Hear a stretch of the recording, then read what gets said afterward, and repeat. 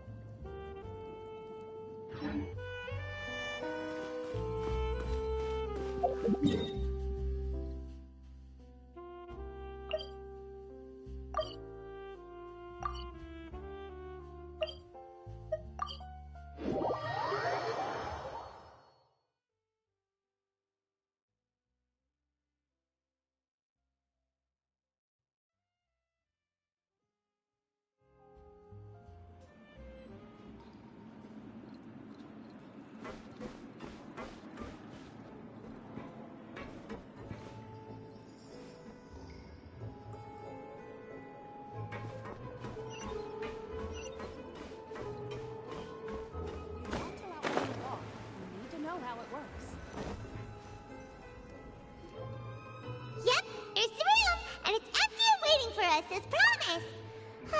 Navia is such a good person. Now that the serial disappearances case has been solved, no one's going to come after us for anything. Even without Silver standing guard, we can just completely relax. Why don't we stay and rest up here for a while? Even machines in Fontaine need to stop and recharge now and then. Oh, come on! This place isn't that bad. Besides, how often do we get to stay in an actual base? Oh, fine. Remember that detective story Paimon read before? Well, the author is about to release a new book, so Paimon wanted to buy it as soon as it came out and have a quiet place to read it.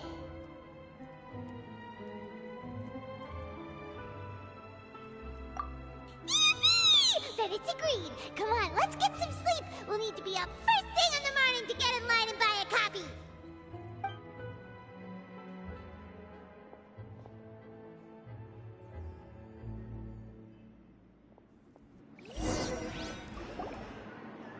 Paimon didn't expect that style at all.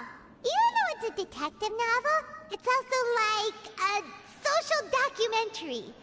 Whew. It's actually pretty good.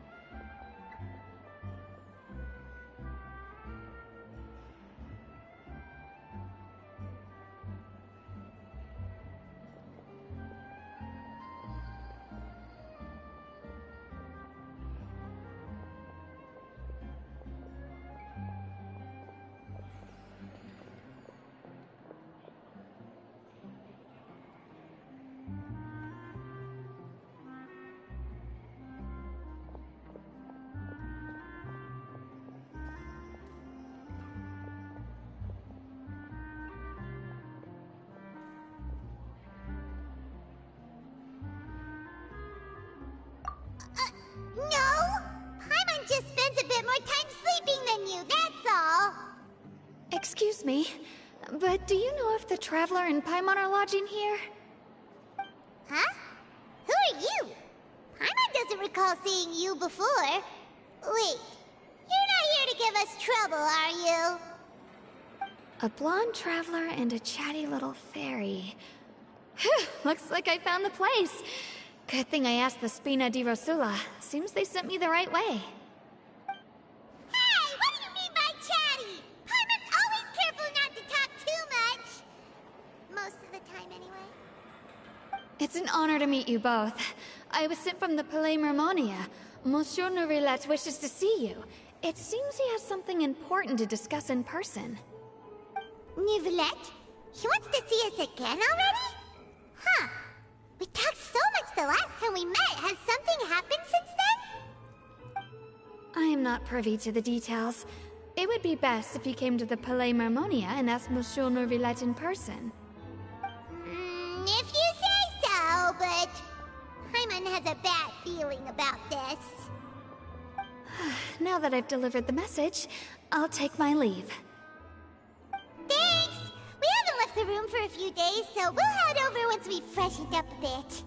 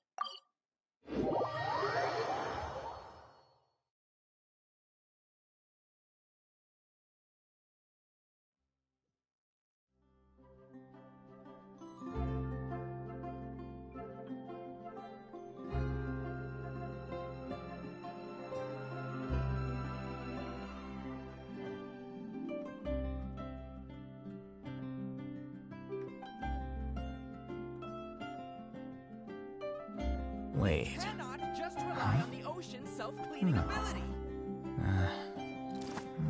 Whatever.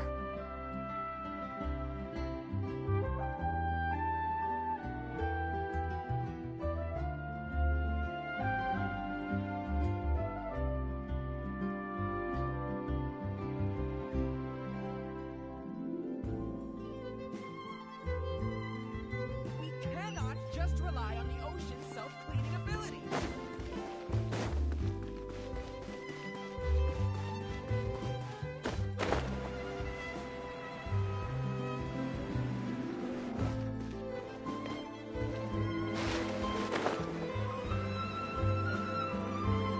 Hey, isn't that Charlotte? Huh, we're always running into her. You gotta find that balance between flavor and nutrition. I see. So you believe that this warning letter was sent by the Phantom Weasel? Absolutely. I've said it before and I'll say it again. The Phantom Weasel never acts as you expect. He must have faked his own death 10 years ago using a body double. Now that he's back, I'm sure the guards who worked on his case back in the day are in for a headache, but however this turns out in the end, the one thing it won't be is boring. Couldn't agree more. As a journalist, I'm gonna get a lot of mileage out of this one. Thank you, sir, for your time. Now, whom should I interview next? Huh? Hey! What a coincidence! Fancy meeting you here. Perfect timing. So, the Phantom Weasel's latest warning letter. What are your thoughts? Yeah, this is the first time we're hearing of this one. Could you clue us in? Huh? Oh, sorry. Yes, this case is from a decade ago. I guess you wouldn't know about it. Well, not to worry. You're in good hands because I'm a professional. The story goes like this. 10 or so years ago, a phantom thief became active in the court of Fontaine. Known only as the Weasel, nobody knew his true identity, and the authorities never managed to catch him.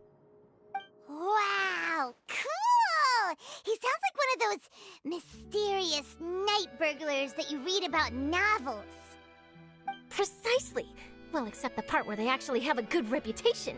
Our Weasel targeted whatever people held dear, and no one was safe from his predations. He would just as soon steal a necklace from a rich merchant's safe as he would a toy doll given to a commoner child for their birthday. I know, the phantom thieves you read about in novels rob the rich to pay the poor, but this guy did not discriminate. Unsurprisingly, this didn't work wonders for his public reputation. Every man and his dog wanted to see him behind bars. Yeesh. So, did they catch him? Not exactly. There's a good chance that the Weasel would still be at large to this day if it hadn't been for an accident 10 years ago. A magician named Caesar fell to his death in a botched high-altitude escape performance. When the police went through his personal effects, they found a hoard of stolen loot and gadgets used for criminal activities. And that was how the Phantom Weasel's identity was revealed to all. Sure enough, thefts in Fontaine went down after Caesar's death. But today, 10 years on, the notorious thief has once again issued one of his warning letters and pasted it on the gate of the Opera Epiclese for all to see. I had to squeeze through the crowd this morning to get a photo as soon as I heard. Here, it's this one.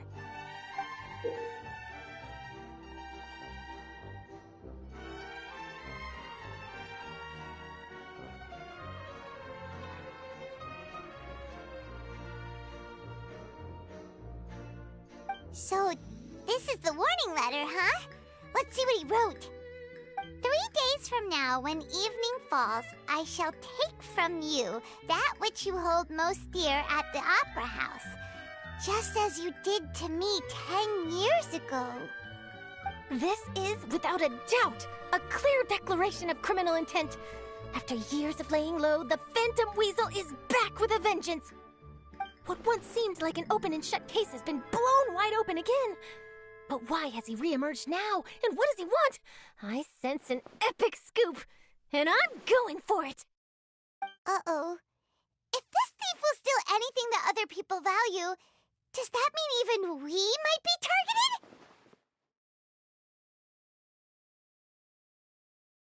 Aww! But Paimon doesn't want to get kidnapped. Well, he'd have to go through you first. You would stop him, right? Okay, the people have spoken. It's clear that the public are very concerned about the Phantom Weasel's reappearance. Let's see, I've got a photo of the letter, my interview notes. Yep, that should be enough to form the skeleton of my article. It does feel like something is missing, though. Something exclusive. Who should I interview next? I need someone with a more concrete connection to the Weasel. Is that who I think it is? Lenny!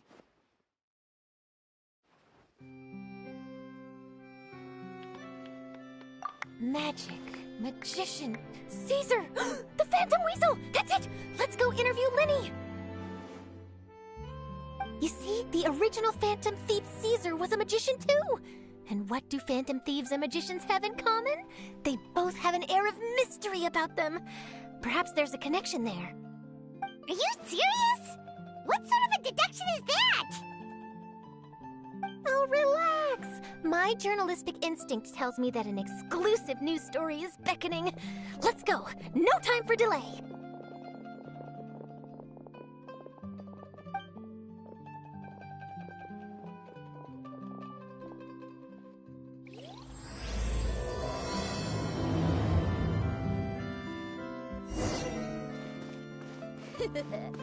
Take a guess. I'm not guessing. Wow, Mr. Magician! How did you know which card I picked? Oh, it's simple. Come closer and I'll let you in on my secret. Magicians have a special skill called telepathy, which means we can read other people's minds. Really?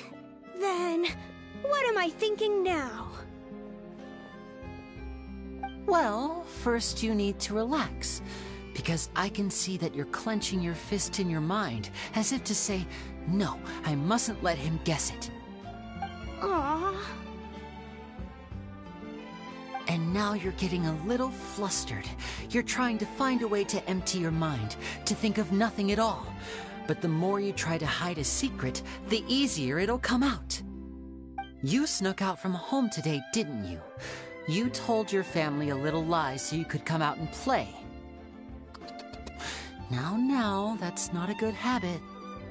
You can tell? Oh boy, you really can read my mind. Of course. Oh, and that's the end of my performance. You should really be heading home. Remember to apologize to your family, all right? They must be worried about you. All right, got it. Bye, Mr. Magician.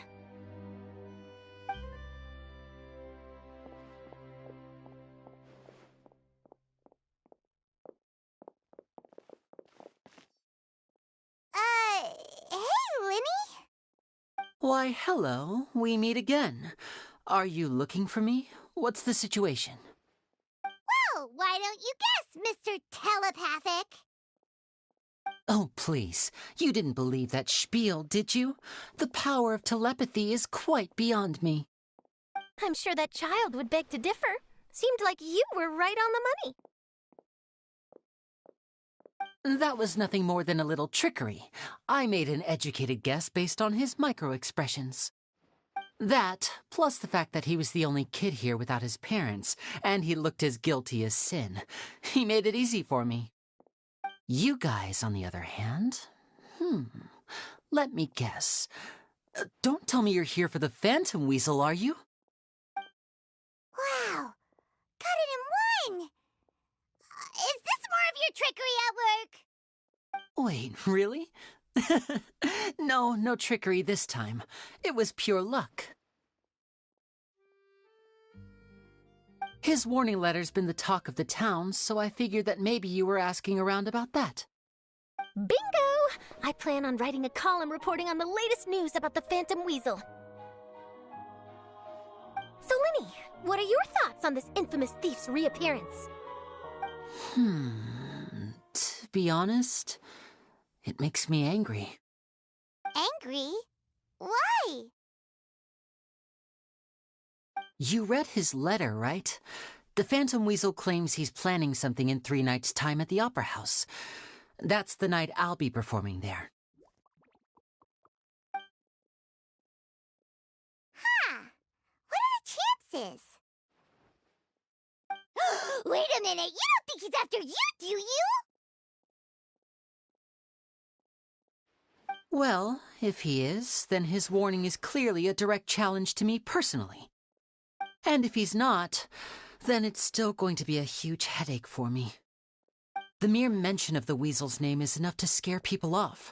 So once the contents of that letter get out, barely anyone will be showing up to watch my show. But I've been preparing for this for a long time. I'm not about to let him ruin my big day. This leaves me with only one choice. I have to expose the Phantom Weasel's identity before the show begins. Really? So what you're saying is, we might get to see a live duel between a famous magician and an infamous thief? Wow, this has exclusive written all over it! To be honest, I'm not sure if I'll emerge the victor. The Phantom Weasel is a notorious crook, infamous for his inscrutable methods. You're being far too modest, Linny. I think your magic tricks are even more inscrutable than those of a thief. Thanks for the compliment, though I have to say I don't care much for the comparison. A lot of people liken magicians to thieves because we both have the ability to make things disappear without the person noticing. But there's an important difference that these people overlook. Allow me to demonstrate with a quick magic trick. Here, I have a flower, just an ordinary flower that was picked not long ago. Watch it carefully now. 3, 2, 1. It's gone! That's the question. Where did it go? Therein lies the difference between us. Thieves make precious things disappear, but only magicians make them reappear. If I could now invite you all to check your clothes, there might be a surprise in there somewhere.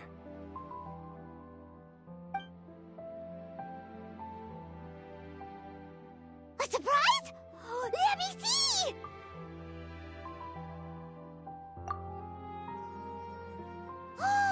It's right there! But how? You haven't moved this whole time! What an outstanding trick! Sorry, Lenny, it seems that my previous praise was woefully inadequate. Clearly, magic is the superior art form to theft. Don't worry, I didn't take offense. I just wanted to take the opportunity to perhaps change some of the preconceived notions you might have about magicians. Since Caesar's death, a lot of people associate magicians with criminality. It can be quite frustrating. I can imagine. Coming back to your trick just now, might I presume that you are well versed in floral symbolism? For example, magicians often use rainbow roses in their flower-related performances to represent passion and romantic encounters. But you used a Lumidew spell, which, if I'm not mistaken, allude to separations. I'm curious to know if there was any deeper meaning behind this choice? Impressive knowledge. It's no wonder you're such a successful journalist.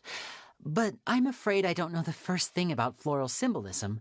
I'm just in the habit of using Lumidew spells in my magic. It sounds like something I should look into, though.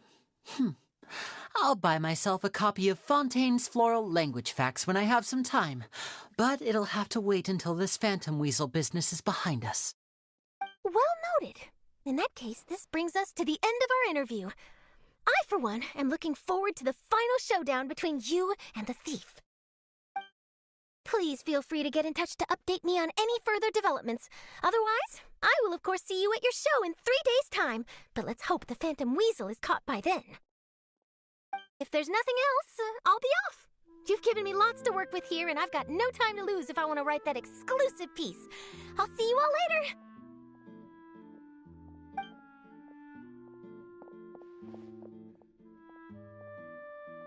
So, Lenny, are you gonna tell us how you did that flower trick now?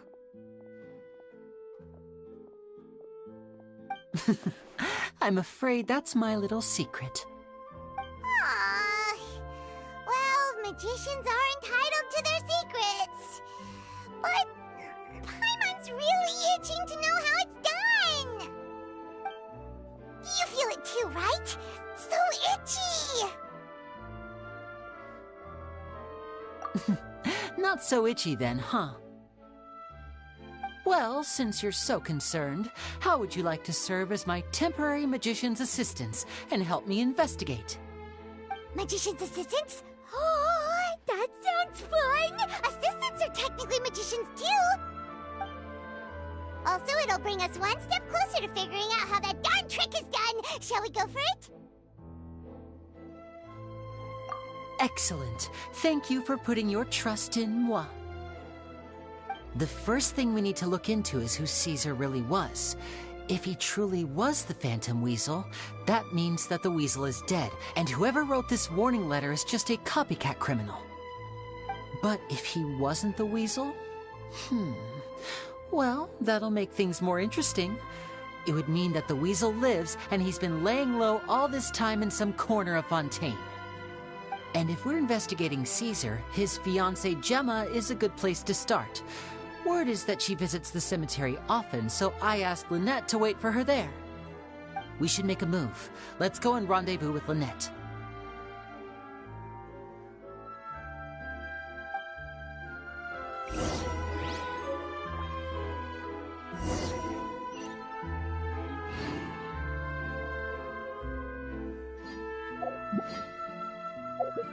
Wait.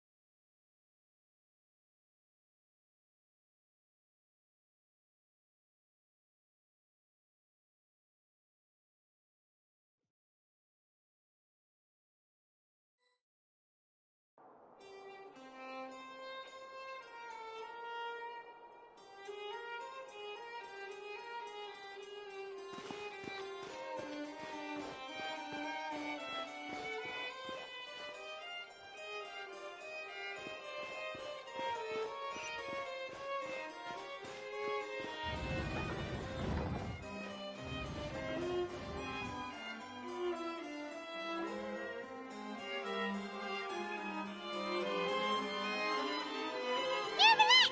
We're here! Did you want to see us about something? Huh? Why were you just standing there? You daydreaming or thinking something over? Yes, I did send someone to fetch you.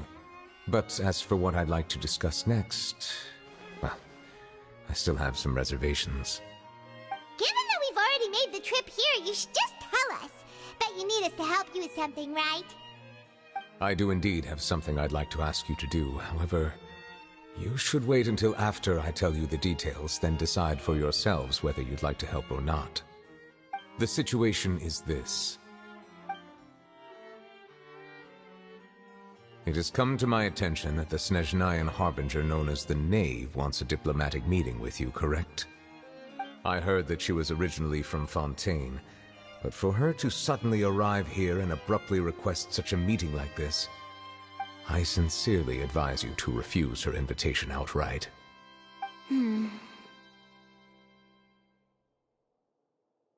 I'm sure you're aware that her purpose is most likely related to Child's recent predicament. We convicted one of the Snezhnayan Harbingers in a court of law, but we have yet to provide any form of detailed report on the matter. This does indeed provide an opportunity for Snezhnaya to put pressure on us. I believe we should adopt an evasive stance until we can provide a proper explanation and have a preliminary plan on how to deal with the matter. No, we shouldn't. I think we should agree to the meeting. Oh? Well, you see, we are the ones that owe an explanation.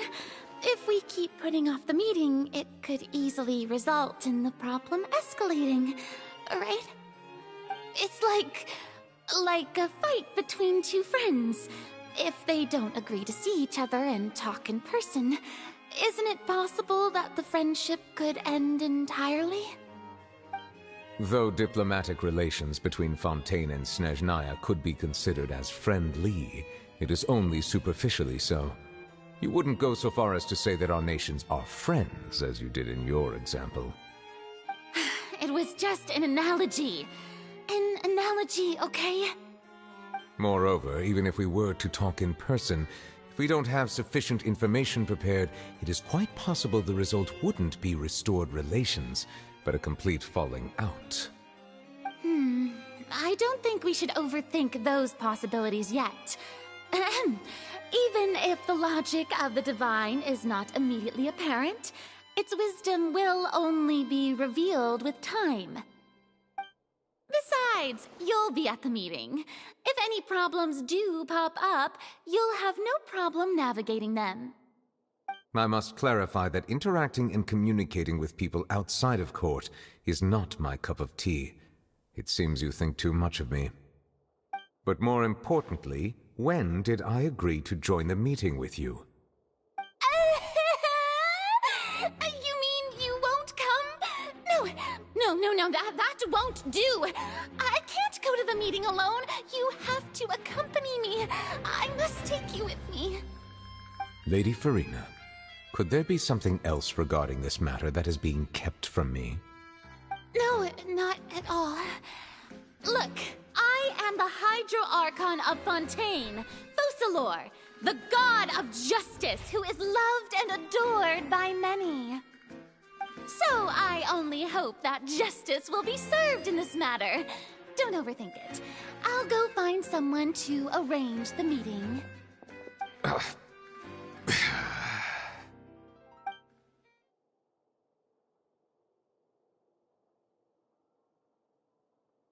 Though it could officially be considered a diplomatic conference, I prefer to see our meeting today as an ordinary tea party. I assume you see it the same way, Miss Farina?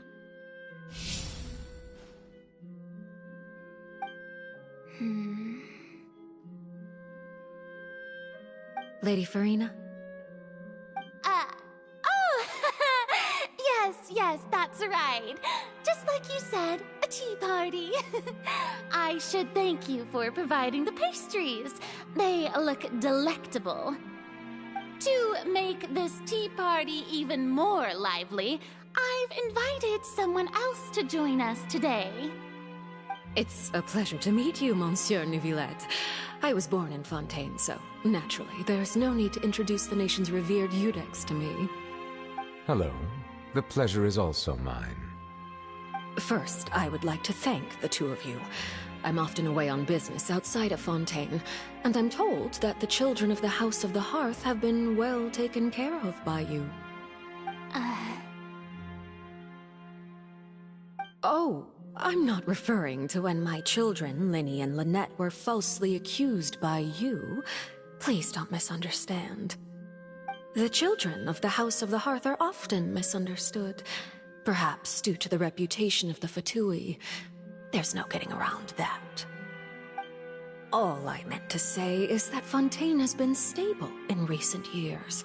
The people are well off and the children lead happy, fulfilled lives. That is something truly worth cherishing, and no one wishes to disrupt such peace. Now then, you have come regarding the matter of child, correct? Well, yes. It appears the ever-busy Eudex Neuvillette doesn't wish to waste time with diplomatic pleasantries, and hopes that we can get straight to the point of our talk. Yes, as you surmised, understanding child's situation is indeed one of the goals of this trip.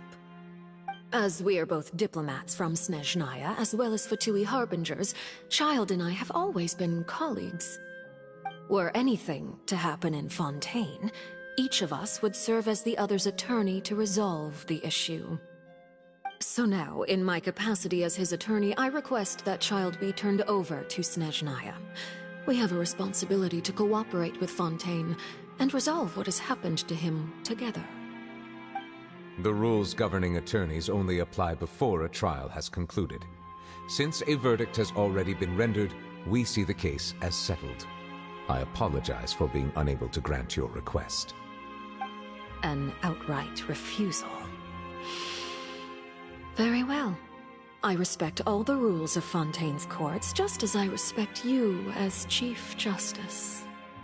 Okay, why don't we back up a step? You don't need to transfer Child to us. I only request to enter the Fortress of Meripede to see Child and confirm his condition. It's not like you couldn't even manage to fulfill a simple request like that. Right, Miss Farina? About that. The Fortress of Meripede has always been completely autonomous. Even we have no authority to interfere there, and diplomatic issues do not suffice as an excuse.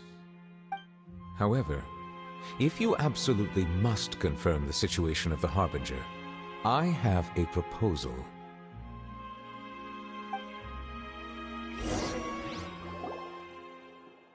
The knave showed up already?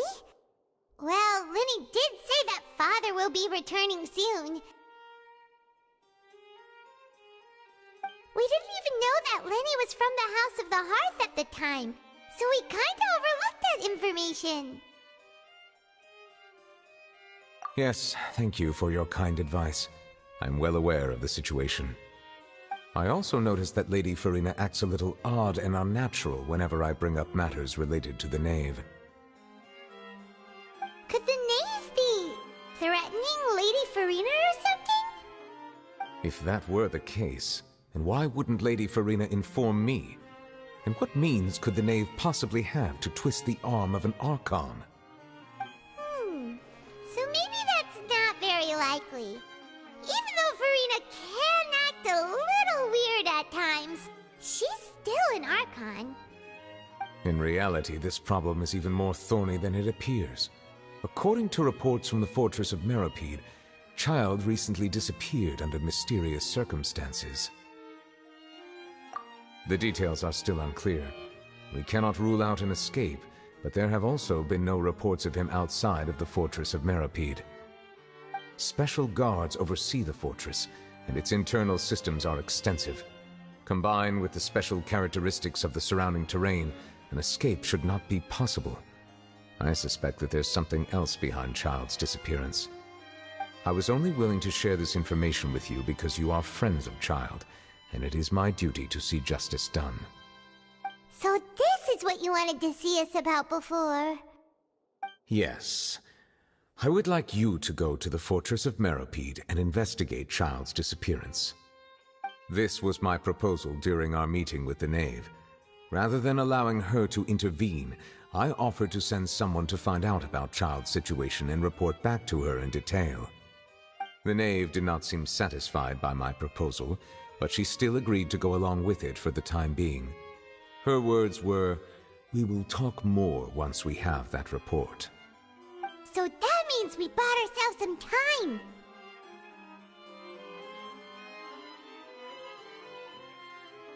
Firstly, you're already acquainted with Child.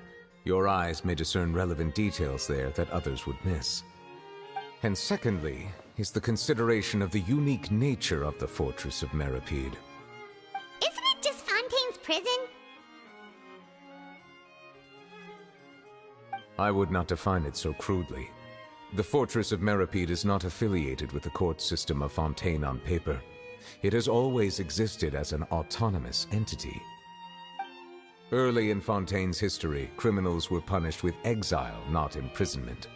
Even today, sentences against convicted criminals still include exile, just as before. The Fortress of Meropide may seem like a prison, but it should in fact be regarded as a gathering place for exiles.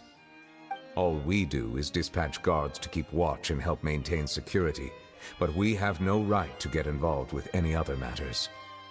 Although I do have a personal relationship with the administrator there, neither myself nor the courts have the right to be directly involved with the investigation, no matter how serious the grounds. Oh, Paimon gets it now! That's why you need us to conduct our own investigation as a third party, right? Correct.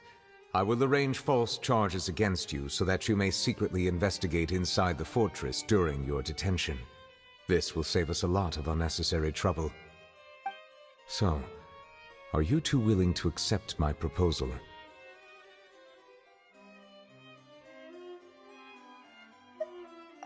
Yeah, no matter how you look at it, it seems we're the best choice. Alright, we hereby accept this difficult task. Reluctantly. You two have my sincere thanks. This matter is of critical importance to Fontaine's current situation. Also, I hope that both of you can keep this operation a secret. We will rendezvous at the Fortress of Meropide's entrance on Irenaeus once you've prepared yourselves. I will arrange for someone to take you inside. Prepared ourselves? Is there something we need to prepare? Perhaps you could enjoy a good meal and have a nice bath. I'm afraid that living conditions inside the fortress are nothing like those on the outside world. Oh, right! Even though we'll be there on trumped-up charges, we'll be in prison for real. On second thought, is it too late to back out?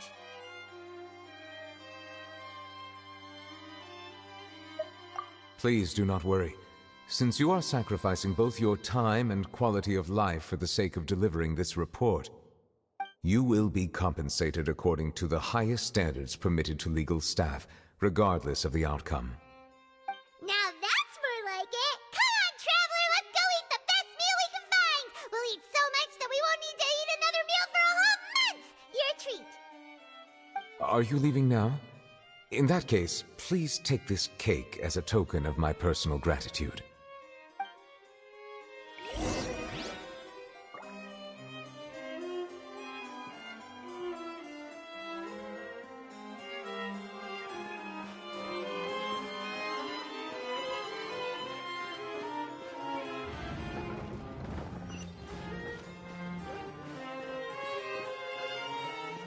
But that's just standard.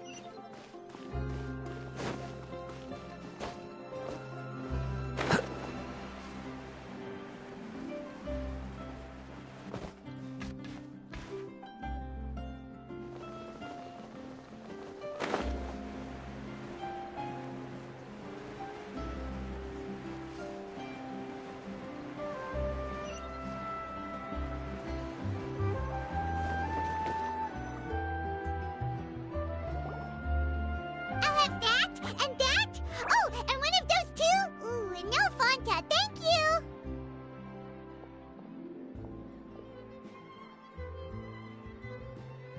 That cake was pretty good. But as soon as Paimon remembered that we were about to go to prison, Paimon's stomach suddenly became completely empty! Now that Paimon thinks about it, we've always been super careful ever since we arrived in Fontaine. Just to avoid breaking any strange laws here. But here we are, about to willingly send ourselves off to the Fortress of Meropide. Maybe this is what they call fate. Let's just try our best to investigate everything quickly once we get there. Paimon doesn't want to stay in prison too long.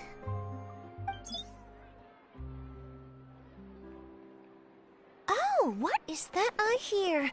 Is it the taste of a breaking story? Hey! You can't hear a taste! And what are you doing here, Charlotte?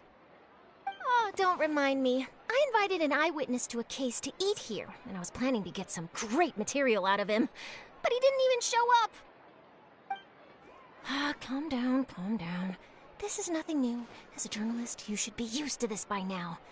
As long as you can score some juicy tidbits from the Traveler, you might still be able to recover the cost of the meal. You know we can still hear you, Charlotte. Never mind. It's nothing. I just heard you mention the Fortress of Meropide. You didn't commit a crime, did you? Please tell me all about it. No way! We would never! We're just going there to...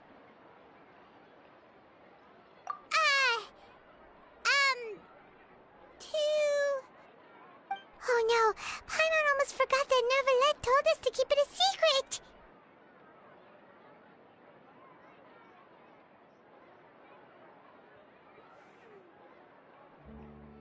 Huh?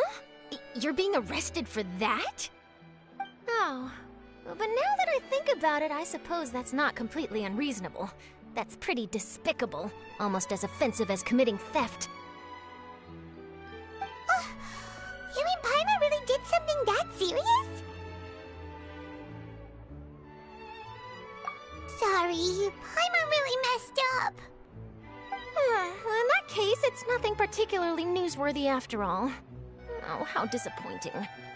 Oh, right, there's still a chance. Since you're going to be at the Fortress of Meropide, would you be willing to help me gather some material for a story? About that, Paimon doesn't think we'll have any time.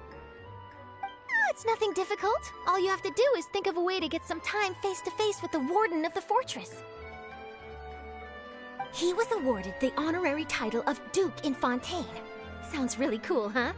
Only those who have made significant contributions to the nation have been conferred this title. It's incredibly rare. On top of that, the Fortress of Meripede has never been under the jurisdiction of the courts. Practically nobody, including journalists like me, knows anything about the person in charge there. Oh, if I could write an exclusive article about him, I bet it would sell a boatload of papers. You make it sound easy, but it really depends. Of course, I wouldn't ask you to do it for free, so this meal is on me. All right, you got a deal. We'll do anything you want. Then it's settled. The food should be here any second, right? Huh? Wait, just how much did you order?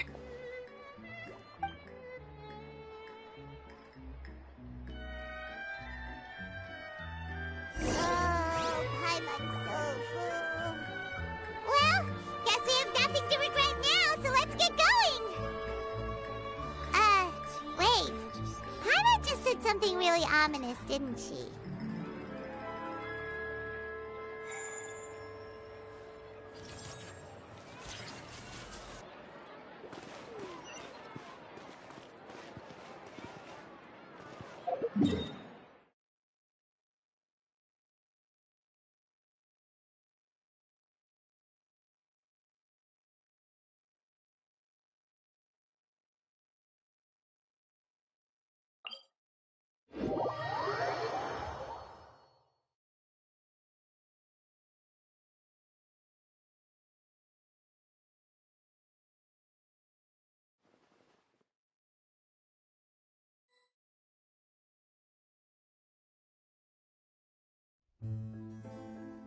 Wait.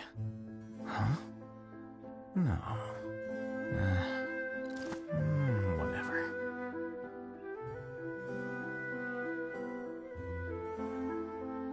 Seems like the stories here never have a happy ending.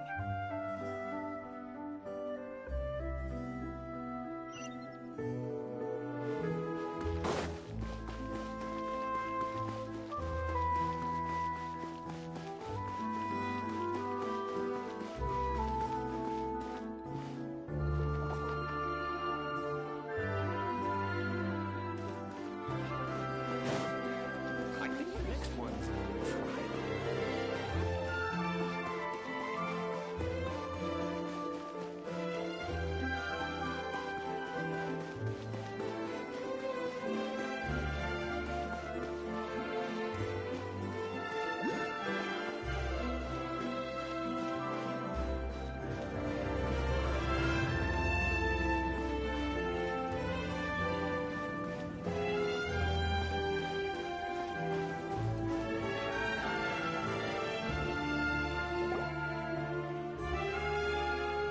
All right, Neuvillette, we're ready. Is this where the entrance is? You have come, just as promised. Yes, this is the one and only entrance to the Fortress of Meripede from Irenaeus. Careful. You may want to step back a bit. Ooh, so you have to go down from here? Is the prison underwater? Utilizing both the barrier of the water as well as the fear humans have of the depths, the Fortress of Meripede is naturally the perfect place to confine and guard criminals. But do not worry. It is not nearly as frightening inside as you may think. You will see for yourselves once you are down there. Paimon hopes you're right. Don't know about you, but just thinking about being at the bottom of the sea like that gives Paimon the heebie-jeebies. Oh, and there's one more thing. I mentioned that I have had personal dealings with the administrator of the fortress, Wriothesley. He's a very shrewd fellow. Yeah, we heard about him too. He's that Duke, right? Correct. He is the highest-ranking manager of the underwater prison. Even though you are going there to investigate at my behest, It would behoove you to avoid any confrontation with him or any of his subordinates. The Duke rarely ever leaves the fortress of Meripede, but that does not mean he is not privy to all that is happening inside and outside the fortress. He is quiet, but not unaware, so please bear that in mind. All right, that's about all the time that we have to talk privately. I'm counting on you two. Don't worry, we won't let you down. Good. Madeline. I'm here, Monsieur Neuvillette. These two are the newest convicts, I presume? Don't worry, they won't escape on my watch. Like we would try. Please follow me, you two. I'll process your paperwork for entering the Fortress of Meripede.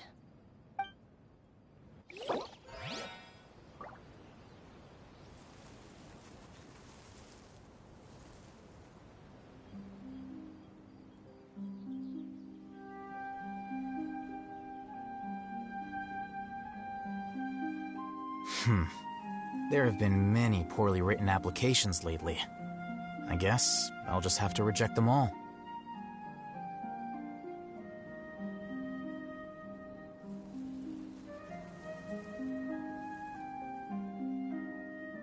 Wait. Huh? No. Whatever.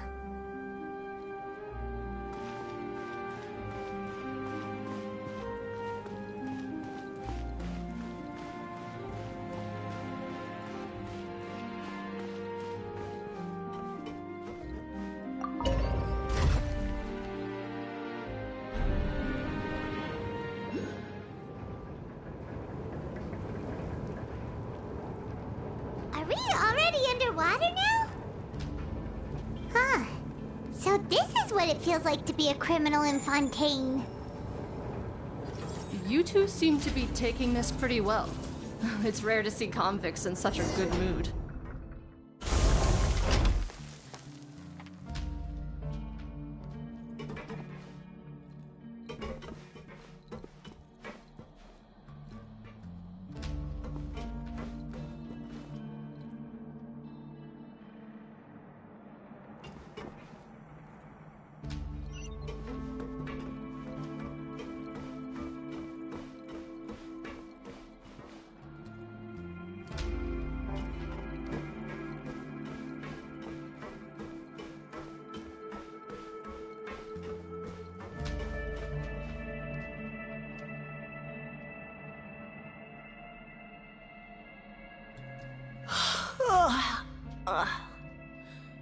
Oh, it's you, Madeline.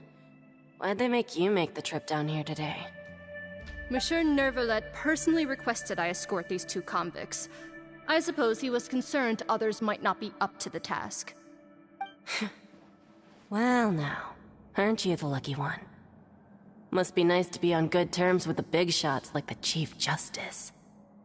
The only people I get to see every day are the new inmates. Well, have you tried service with a smile? Who knows, it might help your professional reputation. Yeah, right. As if. Every criminal comes through here looking miserable. How can I smile with such a toxic work environment? And even if I did smile at them, the convicts would probably just think that I'm some freak getting some kind of twisted enjoyment from their pain. Oh, she's got a point. Well, I've finished transferring you. You two will register here, and Mirette will guide you through the remaining procedures. Yep, I'll take it from here. You head on back to that bright and sunny world above.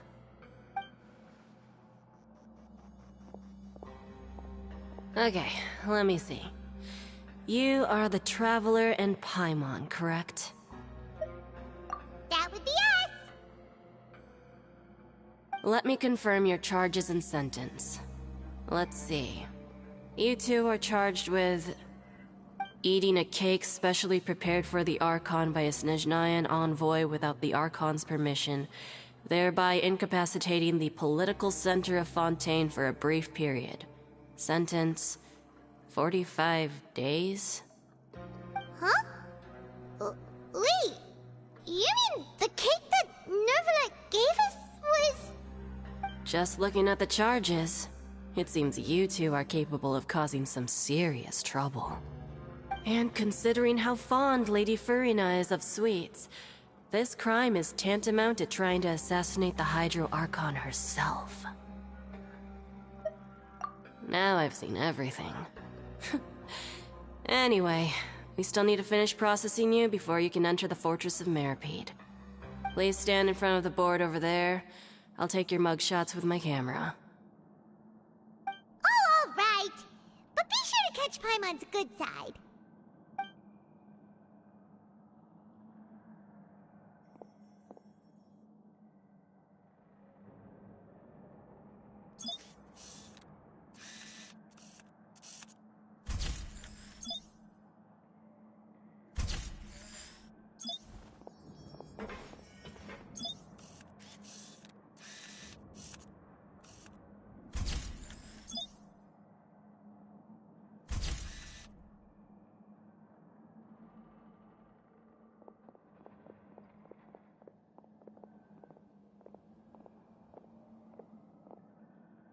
And we're done. Thank you for your cooperation. Next, someone will be along to guide you inside the fortress. Please be sure to cherish this opportunity for rebirth.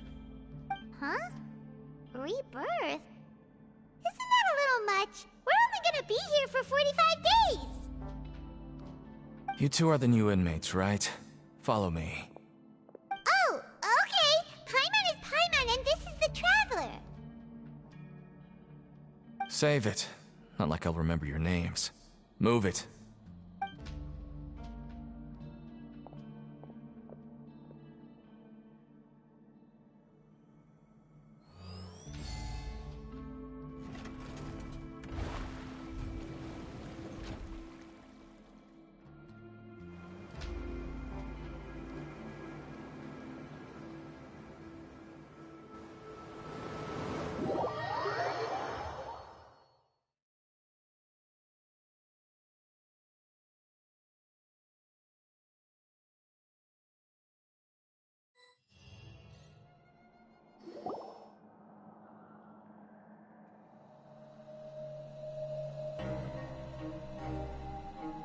So, are you one of the guards here?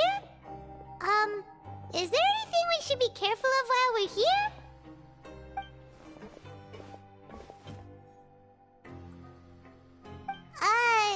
Did Paimon already ask something she wasn't supposed to? Why should I tell you anything? What's in it for me?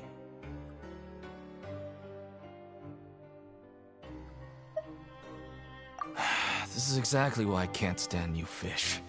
I wouldn't even be doing this if it weren't for the credit coupons. Credit coupons? Alright, seeing as you're not the annoying kind that's getting dragged in here crying and blubbering, I guess I can tell you a few things. But next time, it'll cost you some coupons. Mora means nothing here. Here, we use credit coupons. Coupons can get you almost anything in the Fortress of Meripede. Desires? Fulfilled. You want power? No problem. Coupons can even change fate itself. So, credit coupons are a currency that can only be used here? It's not as simple as that. Like Moret said, everyone gets a chance at rebirth. No matter how much money or power you had before, it means nothing once you set foot inside the Fortress of Meripede. You have to start over and earn your coupons. Everyone starts from the same place, and you have a chance at a new, less terrible life. I guess that's the real purpose of the coupons. They symbolize true fairness and true justice.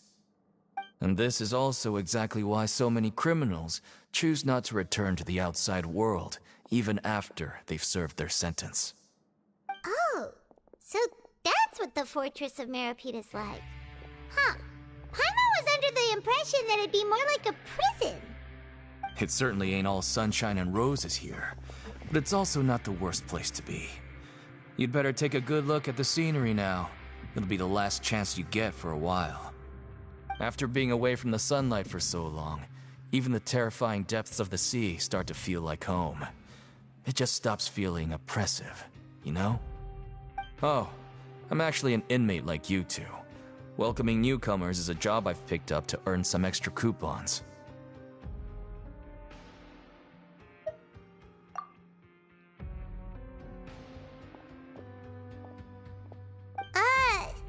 Why aren't you answering us again?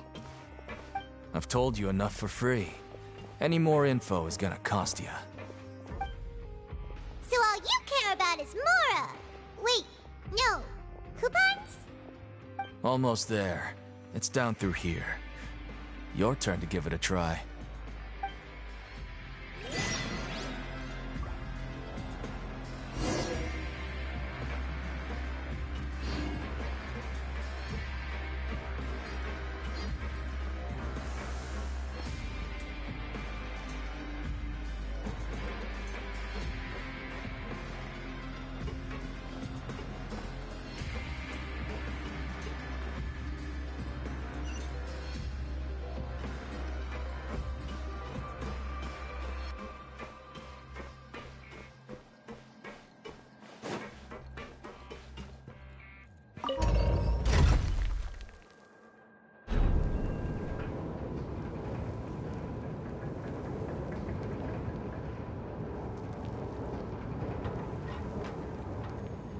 Book learning alone is not enough to cultivate intelligence.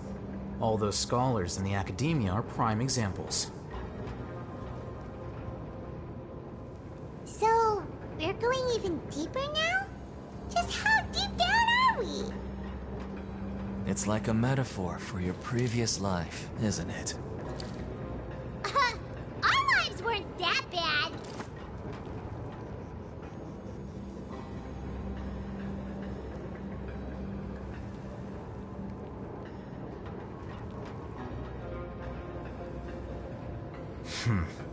There have been many poorly written applications lately. I guess I'll just have to reject them all.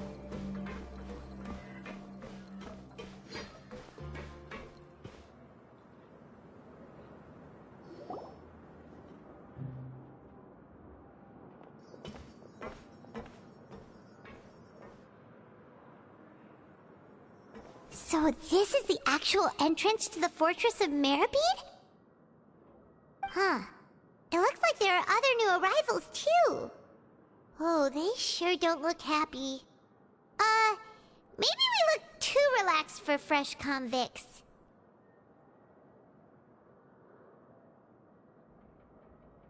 Oh, right. We're on someone else's territory now. We need to think of a good way to act like criminals to get by. If we're discovered, even Neuvillette might not be able to rescue us. Hey! Don't scare Paimon!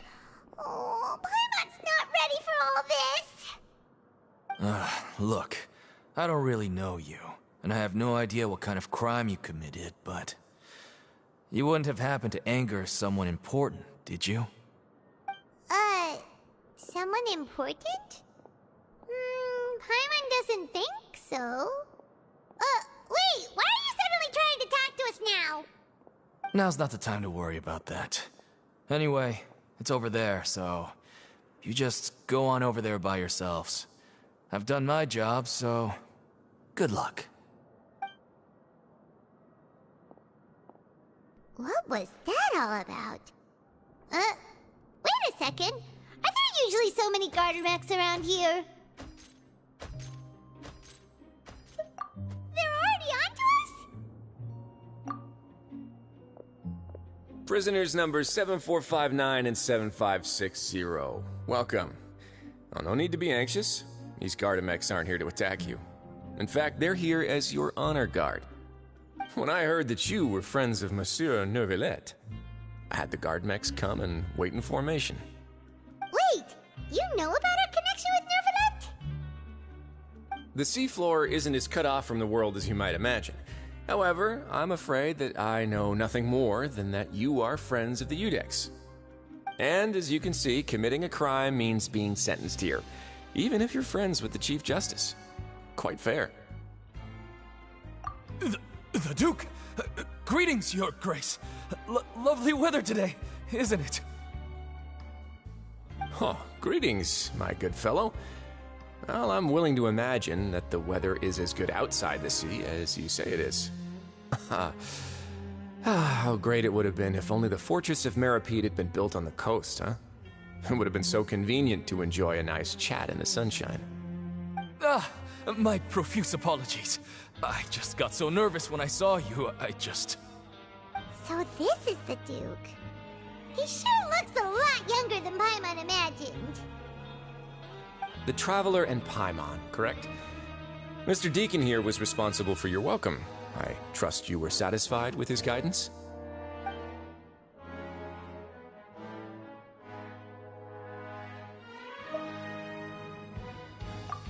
Outstanding! Well, Deacon, I recall we discussed fate during our last work meeting, I believe that fate will reward all those who take every aspect of their work in life seriously. When you return to your bunk, you'll find the guards have issued some extra credit coupons to you. Oh, thank you. Thank you, Your Grace. Oh, and you too. I can't believe you gave me such praise.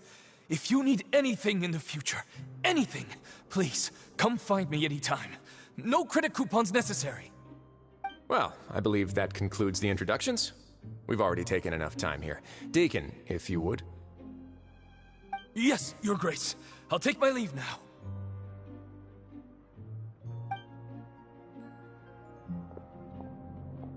Please, follow me. To make you feel more welcome, I'll show you around the various facilities of the Fortress of Meripede. I hope it'll help you adjust to life here. He's going to personally give us a cure? Huh. Paimon can't figure out what this guy's thinking at all. No wonder Charlotte's so interested in him. He's one of those mysterious types. Alright, let's keep up with him.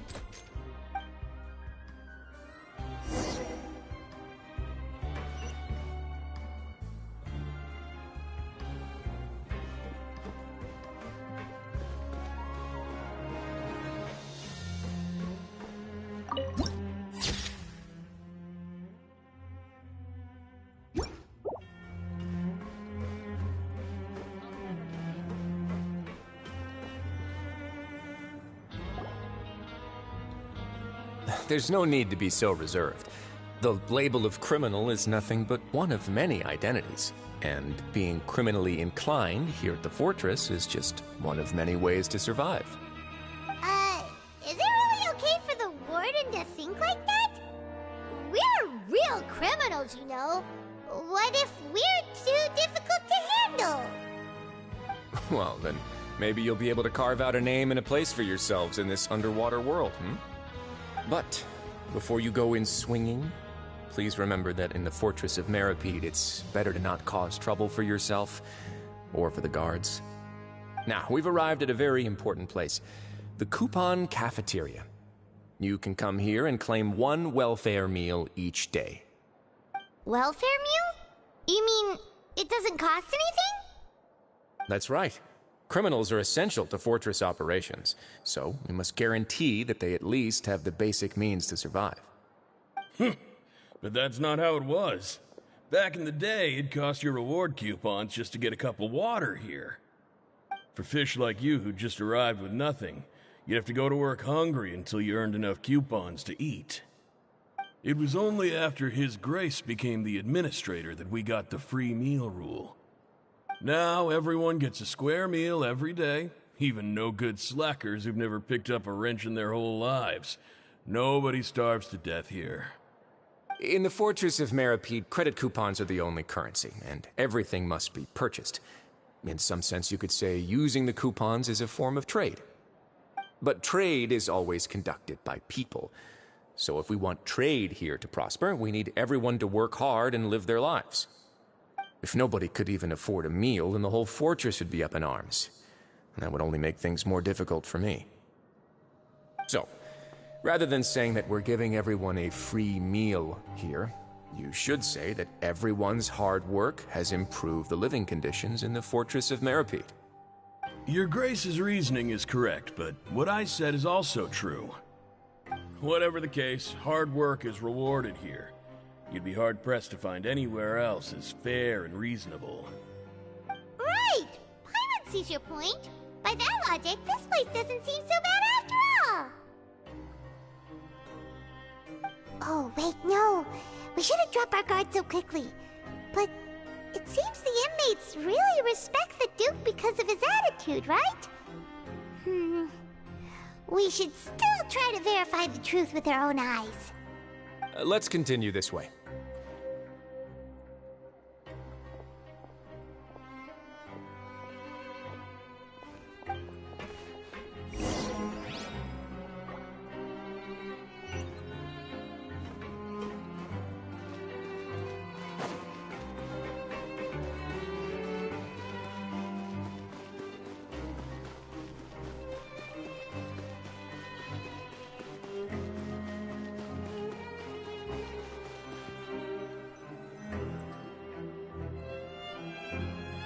This place is known as the Pancration Ring.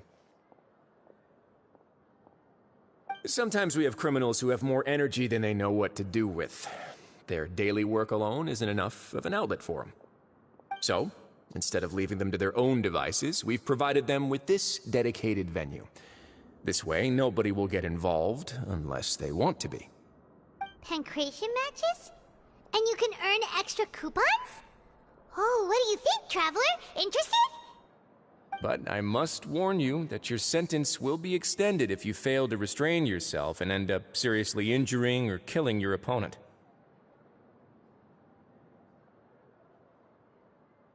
So, did you set this place up too?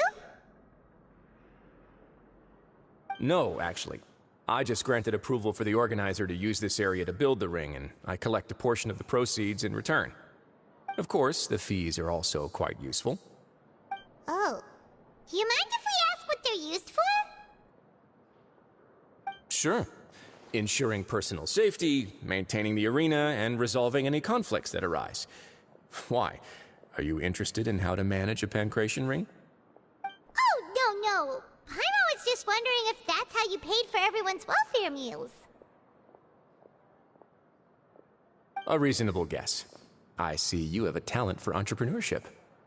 Oh, you hear that? Paimon has a talent! So we can start a business here? That is something you can discuss between yourselves later. Let's move on for now.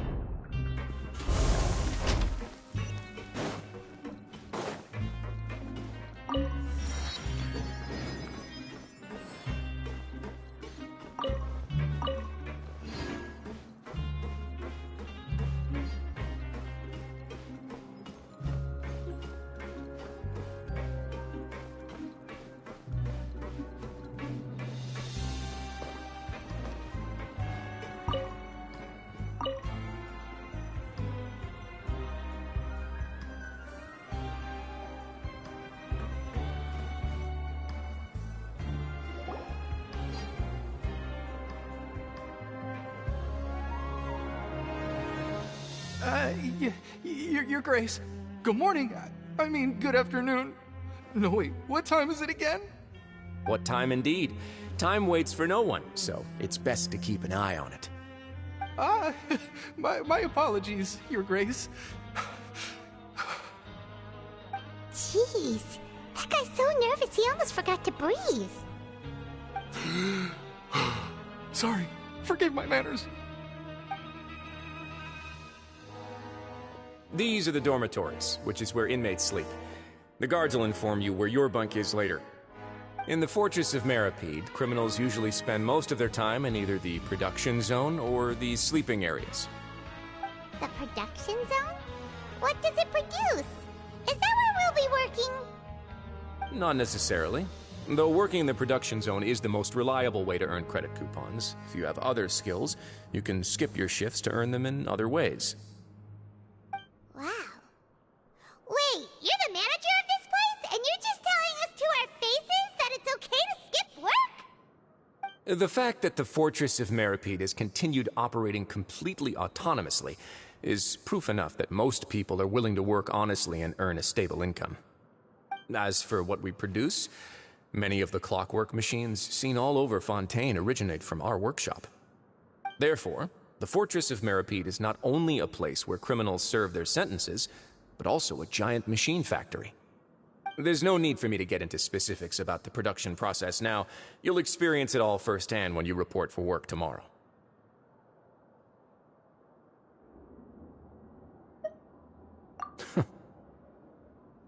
Let's move on.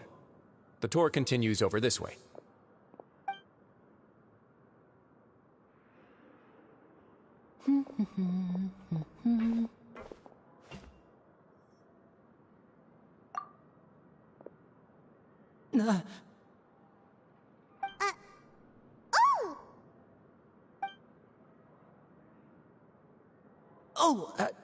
You really scared me there. I didn't expect to see you here, Your Grace. I thought maybe I was so tired from work that I was starting to see things. The only thing you should be seeing is the work in front of you. Stay focused and keep up the pace. Oh? Is something the matter? It's nothing. Paimon's just worried about how hard we'll have to work tomorrow.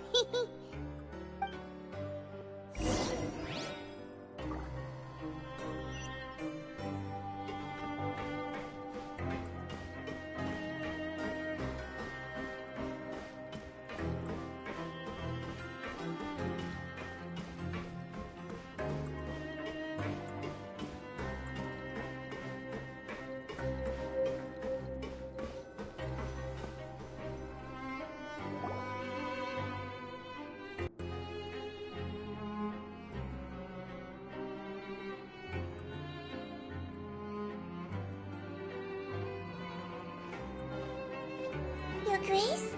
What are you doing in the infirmary at a time like this?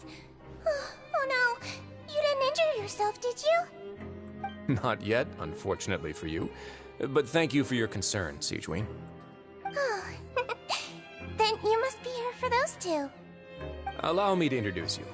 This is the infirmary, and Sigewinne here is the Fortress of Meripede's head nurse. Hello, new faces.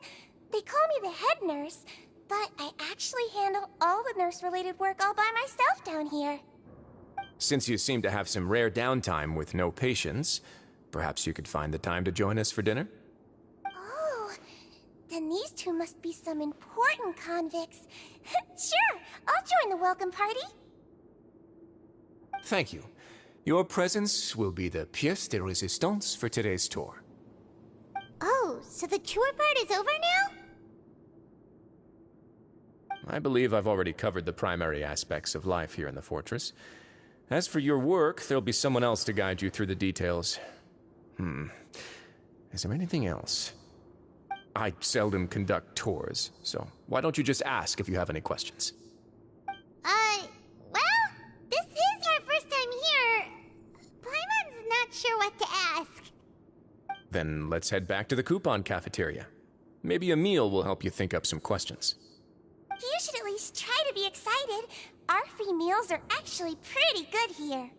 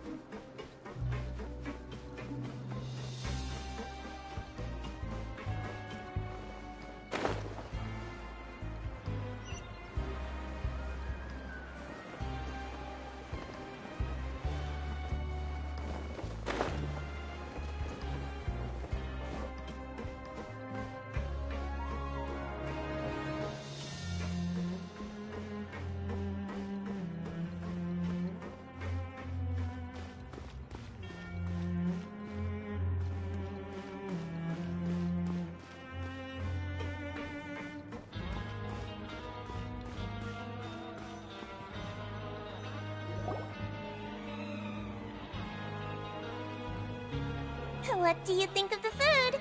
Does it meet your expectations? Wow, it looks delicious! Neuvillette made it sound like living conditions in the Fortress of Meripede wasn't very good. Who would have guessed that criminals get to eat tasty food like this every day? Oh, isn't that the meal box that only super lucky people manage to draw? Seems like you two are quite fortunate. It actually has nothing to do with luck in this case. I had a word with Walsey, so you didn't have to draw lots like everyone else. Oh, you mean the meals are random? Yes, what you get to eat depends completely on your luck. You could say that it's a distasteful little game that Chef Walsey likes to play here in the cafeteria. Paimon knew it! If criminals got to eat tasty food like this every meal, the crime rate in Fontaine would skyrocket for sure!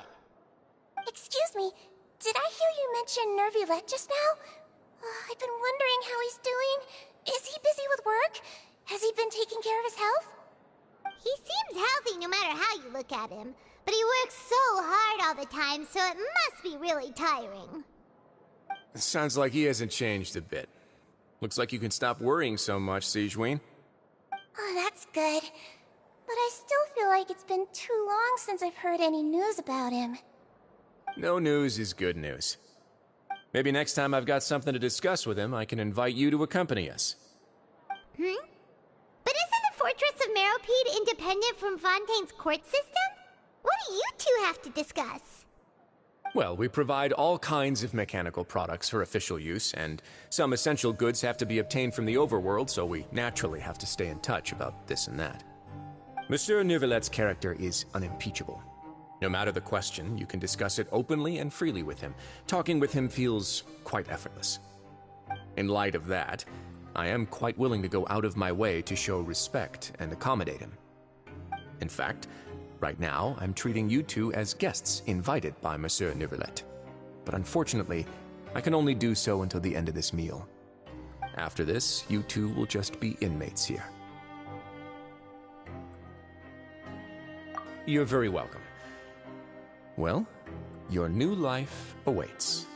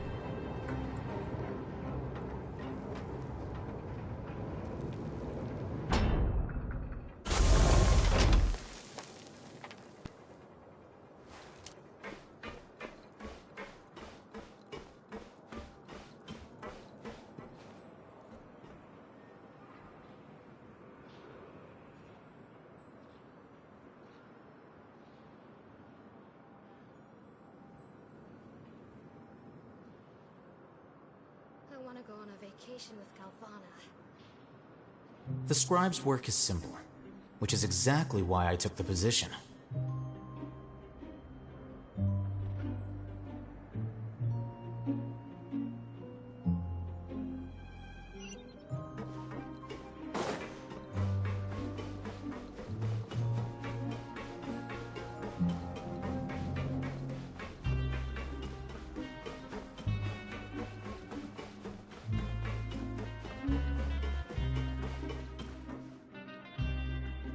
The Traveler and Paimon, right?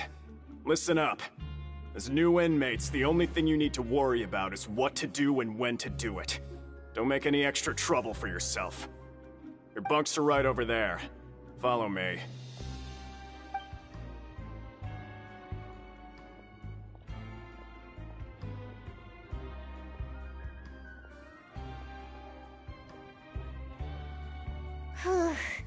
So this is where we'll be sleeping from now on? Oh, Paimon can't believe this! The days of staying home and reading detective stories are like a dream now. By the way, Traveler, we saw a lot of things worth investigating just now. Even though the Duke didn't say it too directly, judging from what he said at the end, it seems that he was only welcoming because we know Neuvillette.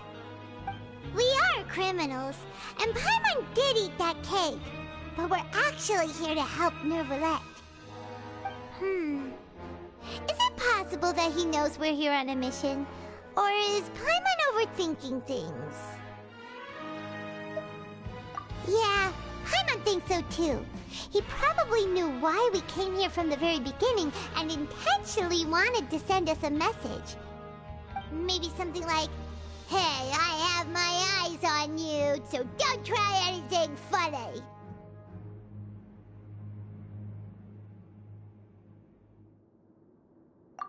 Yeah, you're right. It's not like we can go back to Neuvillette empty-handed and say, "The dude looks scary, so we gave up." And besides, the Duke said that he was willing to go out of his way to show respect for Neuvillette, right? So, we at least need to try. But Paimon hasn't gotten a clue where we should start our investigation. You mean... Yeah, that's what Paimon was thinking too! Paimon almost spilled the beans when we ran into him. Fortunately, based on his attitude, it looks like the Duke sees Linny as just another inmate. We worked so hard to help clear Linny and Lynette's names, and yet we turn around and bam! He's in prison anyway! Oh, right! Linny and Lynette are from the House of the Hearth. They work for the Knave, so they could be here to investigate too!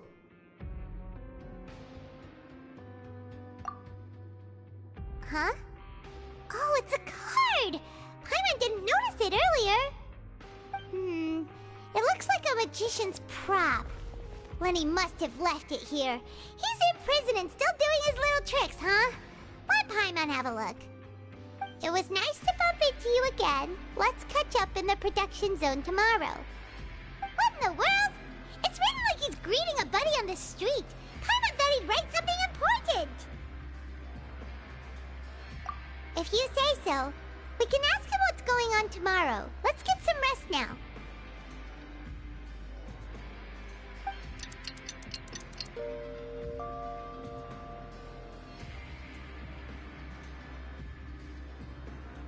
Hey, you're finally awake!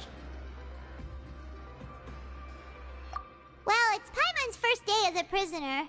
Last night, Paimon dreamed about getting interrogated by the guards until Paimon told them everything, and then Paimon woke up. Hey, come on! It's just a dream, okay? Paimon wouldn't really squeal. Maybe? Hey, lazy bones! What are you still doing here? If you don't want to starve, then get yourselves over to the production zone. Sorry! We're going right away!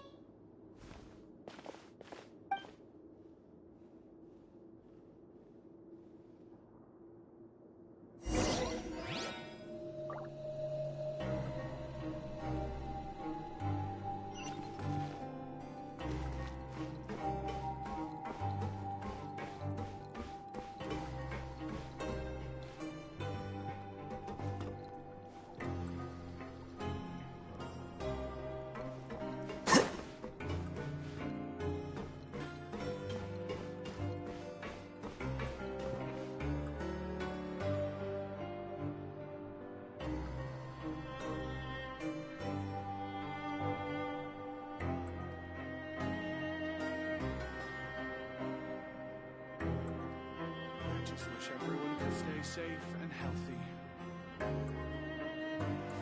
Wait. Huh? No. Whatever.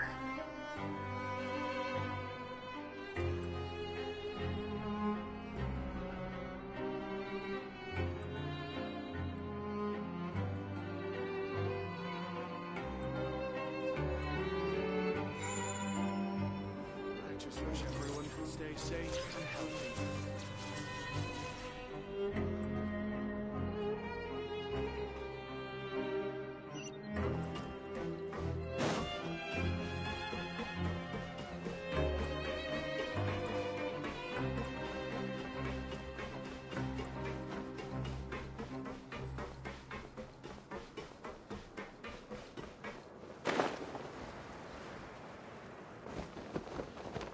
I didn't foresee this.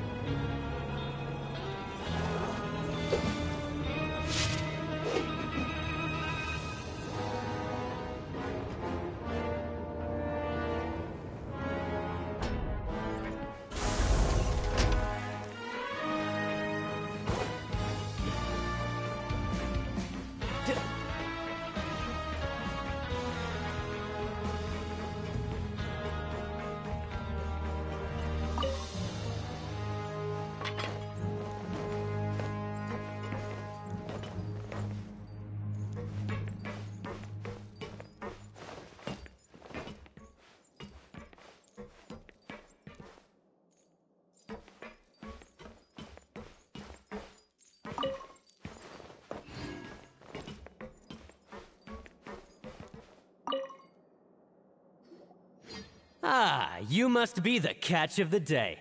Looks like you've got some luck getting assigned this space. Yep, we just arrived yesterday and... Don't interrupt me when I'm speaking! Yes, sir. Listen carefully to my instructions. I don't want any mishaps. Every machine here is worth more than the both of you. Working around these machines can be very dangerous. Do your job well, and you can eat in the cafeteria after your shift. Get sloppy, and you dine in the infirmary. Anyway, the Fortress of Merope doesn't want to lose a single one of its machines.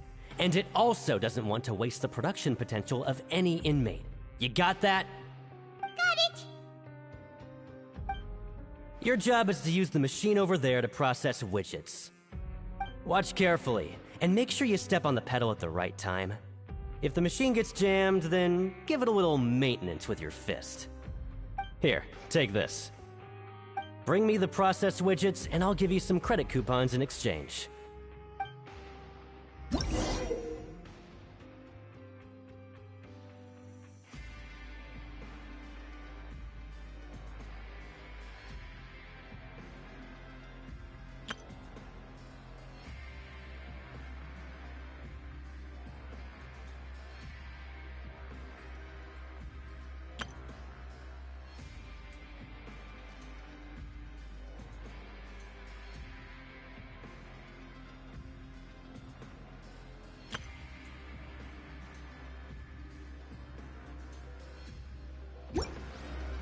Where I'm from, if we didn't keep moving, we'd freeze to death.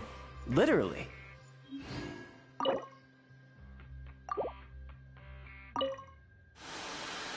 So if the machine gets jammed, you just need to attack it to fix the problem. Once the widget is hot enough to glow, jump to step on the pedal and hit the widget with the hammer.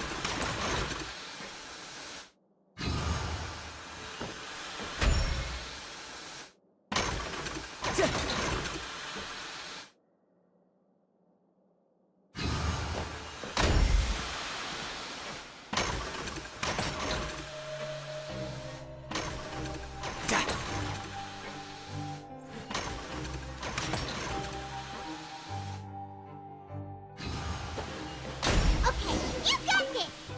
Great! Now we can report back to the foreman and give him the processed widgets! Huh. This one is tolerable. Though, since the processing is done by machine, the product is all pretty much the same anyway. Alright, I'll pass you for now. And we'll count up how many credit coupons you've earned.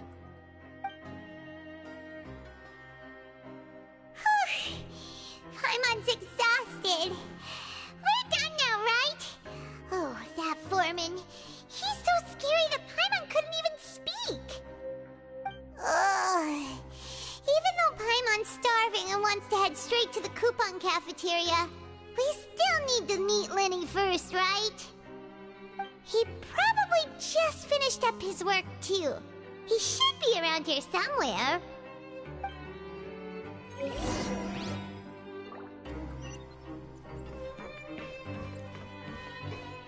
No time to lose. Lenny? Mr. Magician? Where are you?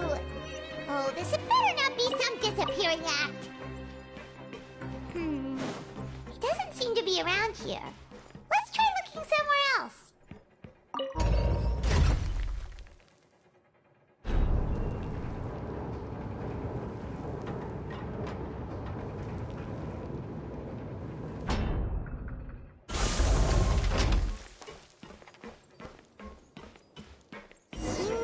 Where could he be? Did he decide to slack off and sleep the day away?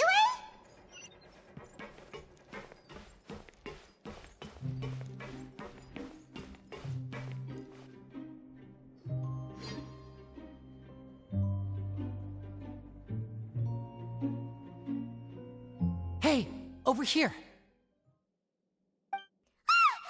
Oh, you scared Paimon! How did you appear out of nowhere like that? Oh, you scare so easily now? Is there something worrying you these days? You little... The only thing we're worried about was trying to find you. Sorry. Come over here and keep it down.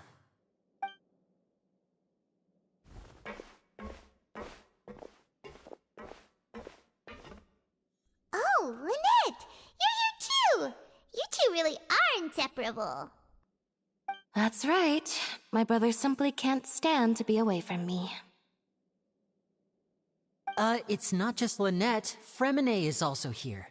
Do you still remember him? Oh, you mean that diver from the House of the Hearth, right? Pyro remembers seeing him in the Court of Fontaine before. Now hurry up and tell us, how did you end up as criminals this time? We fought so hard at court to prove you were innocent, but now it looks like our incredible court battle was for nothing! Sadly, even the teeniest of things can land you in prison these days. I put together a street performance and used the popularity we gained from the Opera House incident to attract a big crowd. And then? Next, I invited several audience members to participate in the show. And then, with the entire audience watching, their wallet suddenly disappeared. My brother was charged with theft, and I was charged as his accomplice, having assisted him in his crime.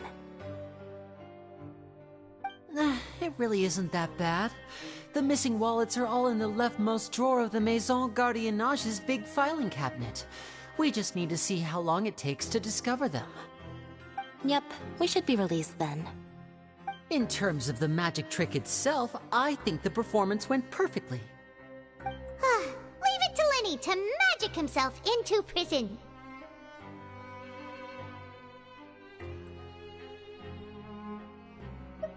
Indeed. Last time I hid my identity from you, I promised that I'd tell you absolutely everything if you were angry about it. No more secrets. So I don't plan on keeping anything from you this time either. At the moment, the House of the Hearth's interests don't conflict with yours at all. We were instructed by the father of our house, the Knave, to come here and conduct an investigation. Told you so! See? Paimon guessed right. As for what we're investigating, perhaps you haven't heard, but the fortress of Meropide hides a secret. Some even say that the entire fortress exists just to protect it. The House of the Hearth has been investigating this for a very long time, trying to uncover its mysteries. But recently, all of our informants, including the ones that had infiltrated the guards, suddenly vanished and have not been heard from since. We believe that this is a direct provocation, and it's the reason why we came here. Father has somehow managed to confirm that Focalors does not have Fontaine's Gnosis. Huh? How did she manage to learn information that important? Father has her ways. Many of them are beyond our imagination, and we've never had the chance to see her at work. But we trust her conclusions. It was this information that led us to suspect that Fontaine's Gnosis might be in the fortress of Meropide and is related to that secret. So it's all about the Gnosis again. Well, that's about it from our side. How about you two? Did Monsieur Neuvillette send you here? Bingo! The Knave has been applying a lot of pressure. She wants to know what happened to Child, so we came here to investigate. Traveler, are we allowed to tell them?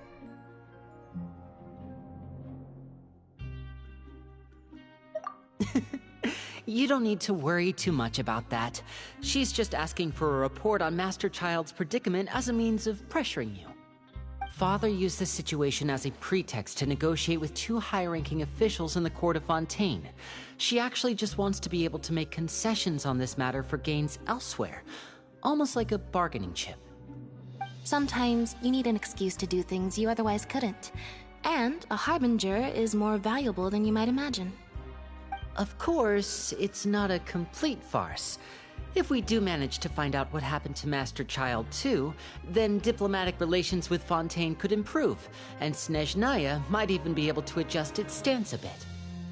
Is it just Paimon, or does it feel like we're the only ones who actually care about Child's situation? The relationship between the Harbingers must be as bad as ever. I wouldn't go that far. Father just has different standards than we do when it comes to what can be sacrificed for an advantage. By the way, I have a suggestion. Why don't we team up? Even though we have different objectives, we're both here to investigate the fortress of Meropide.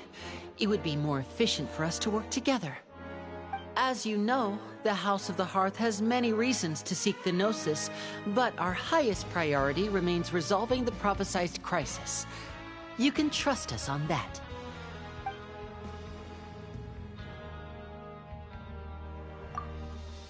See, I told you.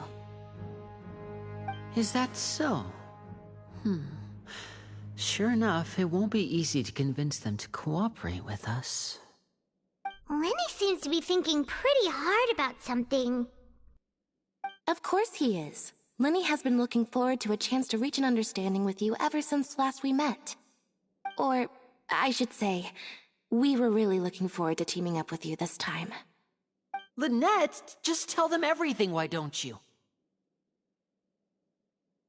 It's okay to open up a little.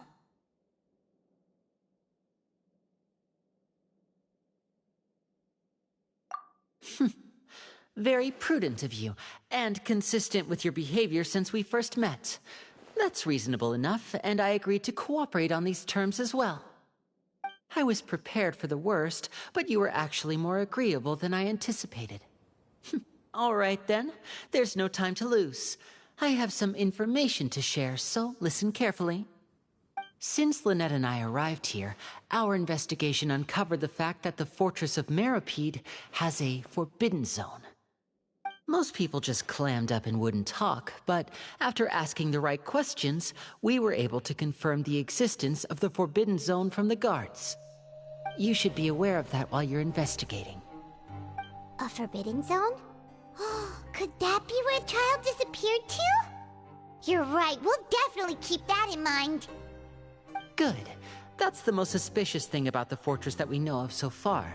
We have a few other unanswered questions, and we'll be investigating those as quickly as we can. Anyway, I hope you find our information useful at least. Oh, look at the time. You two must be hungry. You should go to the coupon cafeteria and get something to eat. I'll use my cards to get in touch with you again in the future. Oh, that's just what Paimon wanted to hear! Paimon's starving after all that work today. We can talk more about the investigation later. Let's go get some grub!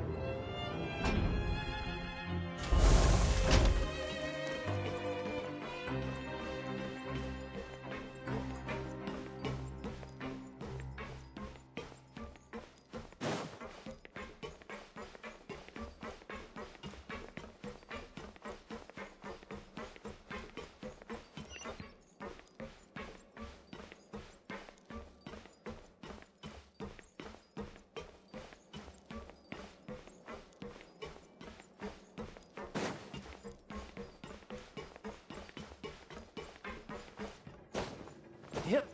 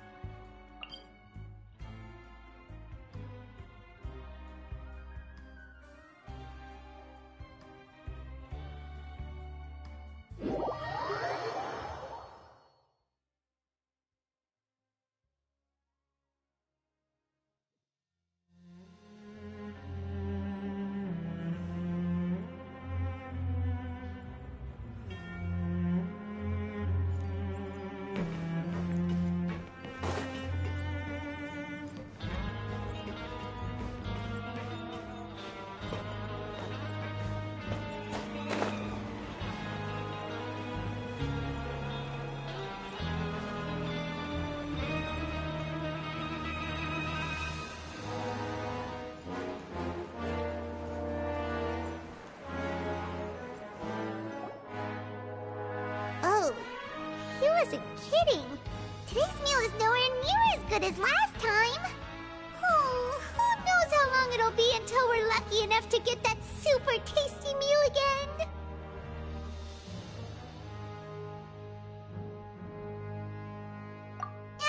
Forget about it then. We'll just deal with the regular food for the time being. Let's just get out of here as soon as possible.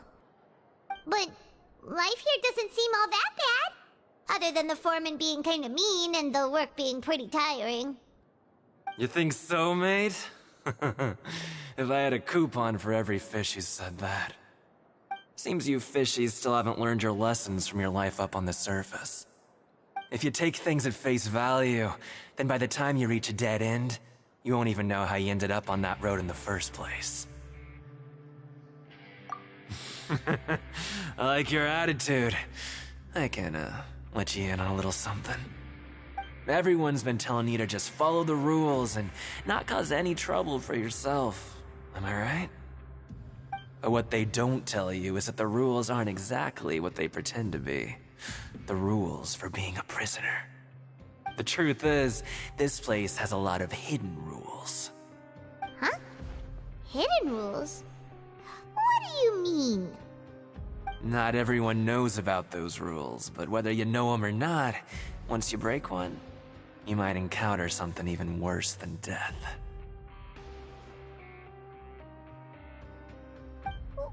Really?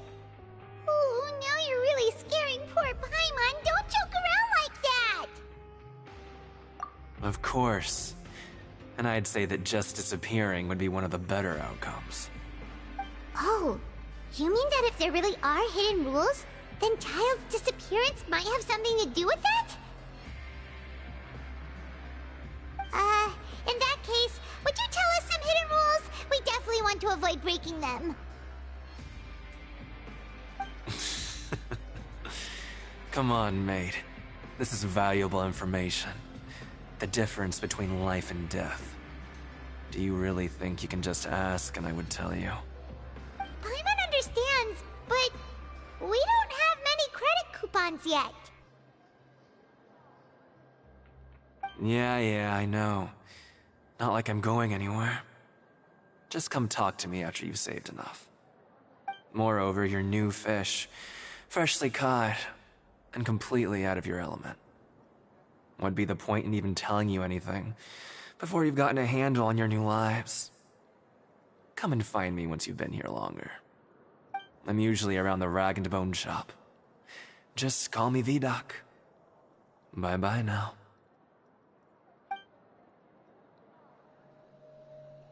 He left. Just like that. Huh. Do you think he's just trying to scare us into buying fake information from him? Yeah. It might be a good place to start in our investigation. Hidden rules, huh? But, like he said, we don't have any coupons and we're still not familiar with this place. Oh, there's nothing we can do about it now. We were so busy talking, we almost forgot to eat! Even if it's not the best, it's probably better while it's warm. Come on, dig in before it gets cold!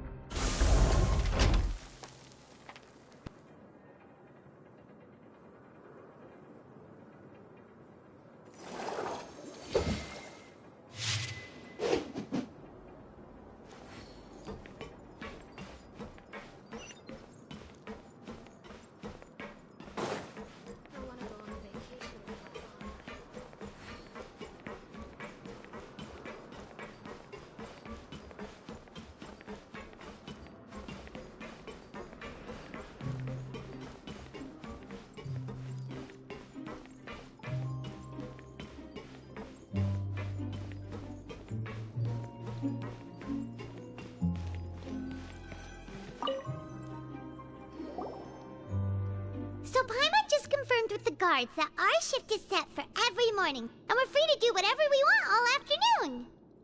But it seems like most of the other inmates choose to continue working through the afternoon to earn more credit coupons. Oh, and they also said that you can use coupons to skip work in the morning and free up your time.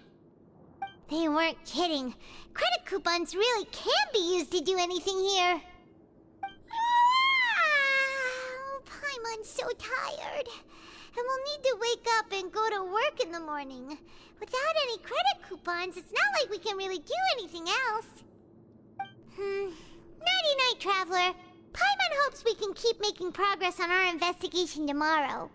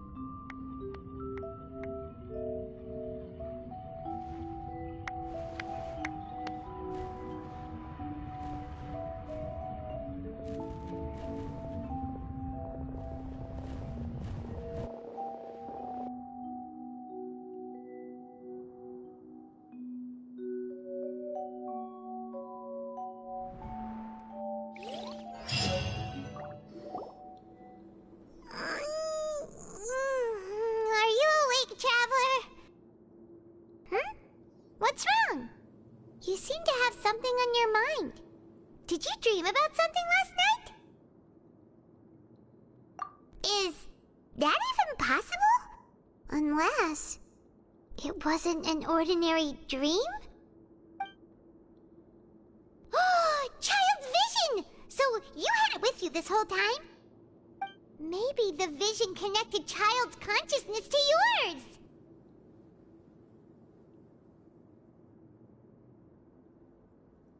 And our investigation has its first major breakthrough! Good thing you brought the vision with you here. So what did you see in the dream? Do you know where Child went? Huh. Okay. Well, hopefully it'll be a bit more helpful in the future. What's more important now is that it's the start of another new day as prisoners. Let's do our best to earn more credit coupons. What's the plan for today?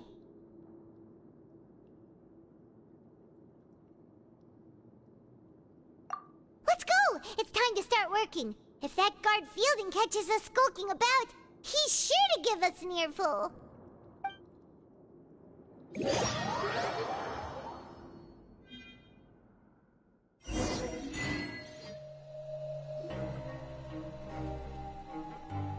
Look who decided to show up. Get your butts in gear and get to work. Time's a-wasting. Good, here you go. Remember to give me the widget once you've finished processing it.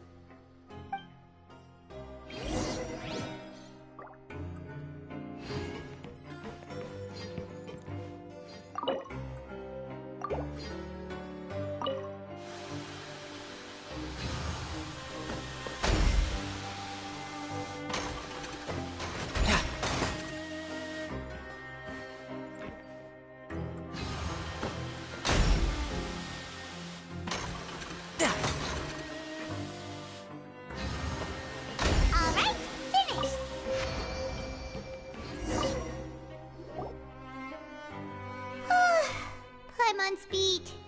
But after so many shifts, it seems we're really getting the hang of it now. Hey there, fellow shiftmates. I saw you finished your work, so I thought I'd come over and say hi. Oh, hey there! We've seen you before. Your assigned workspace is really close, isn't it? That's right. The name's Rowan. This past few days, I couldn't help but notice the new faces working nearby. I guess we were destined to meet.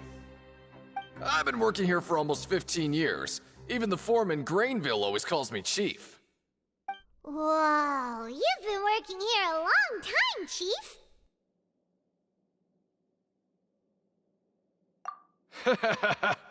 If there's anything you'd like to know, just ask me. I know the work here in the production zone better than the back of my hand. All right, Chief. We'll be sure to come to you first.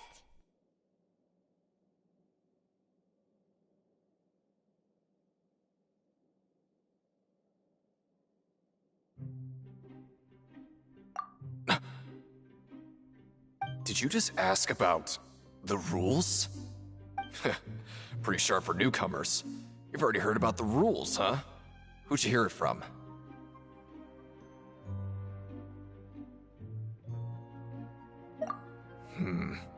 Alright. Seeing as I'm the one who came over here, you're already calling me Chief, I guess I can tell you a little. Truth is, you two keep working like this, you might be putting yourselves in danger. Huh? Wait, there's even a rule about that? What would have happened if you never told us about this? Well, it's usually not that easy to break one on accident. The conditions of the hidden rules are usually pretty specific. But once you do break one, bad things happen. If you work continuously in the production zone for 3 days, and if all you do besides eating and sleeping is just work, then something bad will happen during lunch on the 3rd day. Huh? Like what? Oh, don't scare Paimon! If I knew that, then I wouldn't be standing here talking to you, now would I? You mean, even you have never tried working 3 days like that before? There's actually a legend about this rule. They say that there was a worker who worked way harder than me. He was both efficient and eager on the job, and most other workers couldn't hold a candle to him. One time, he tried to test his limits and worked as long as he could. Then during lunch on the 3rd day, he disappeared into thin air, as if he'd evaporated. Later, some people went and asked some of his past friends about him, but they said, never heard of the guy. What the? How could that happen? Unfortunately, we were assigned different production zones. I never saw for myself what he looked like. Wait, are you thinking that it was...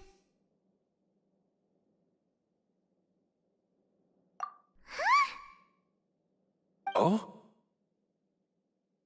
You... Listen, kid. This ain't the kind of thing you should be curious about. Let me tell you, you're better off forgetting about it and looking after yourself. Now I kind of regret ever telling you. Yeah, I agree with Chief here. Do you really want to try? Alright, if you insist.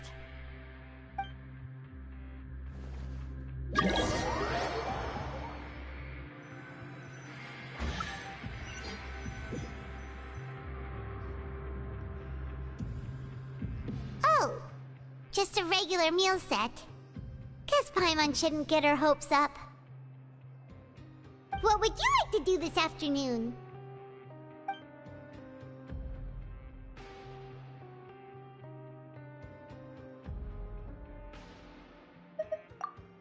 Since we have time now, let's focus on investigating some more.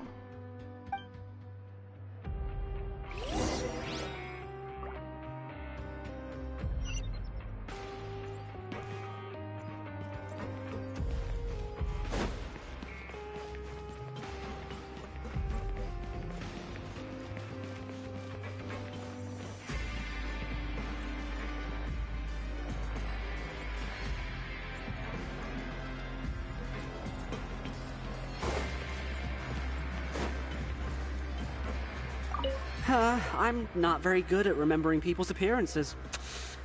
Anyway, no one comes to mind based on your description.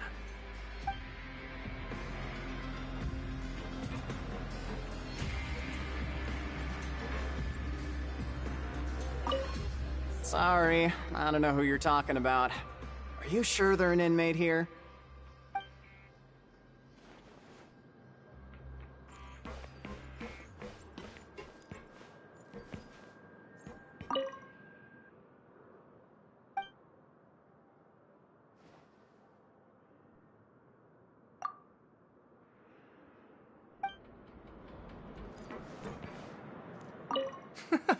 There's no one here that's anywhere near as strong as what you're describing. Believe me, I'd know if there was.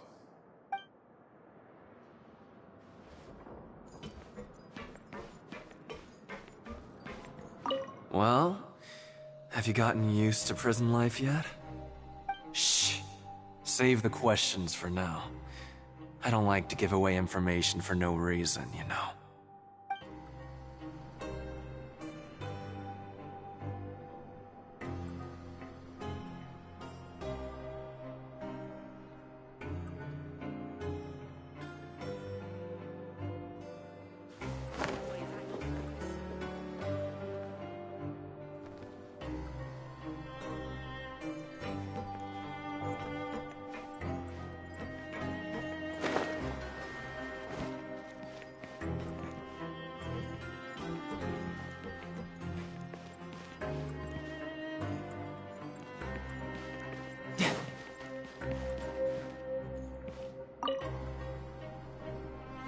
Oh, hello.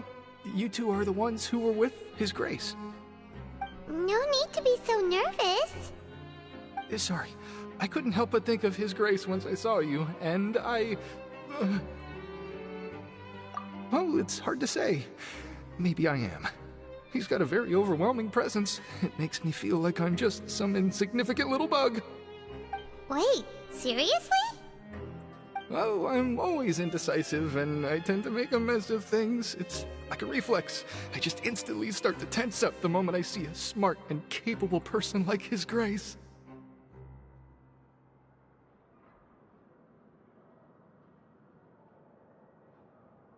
What? Please, don't say anything like that out loud. How could you possibly think something like that? Always at your service. No time to lose.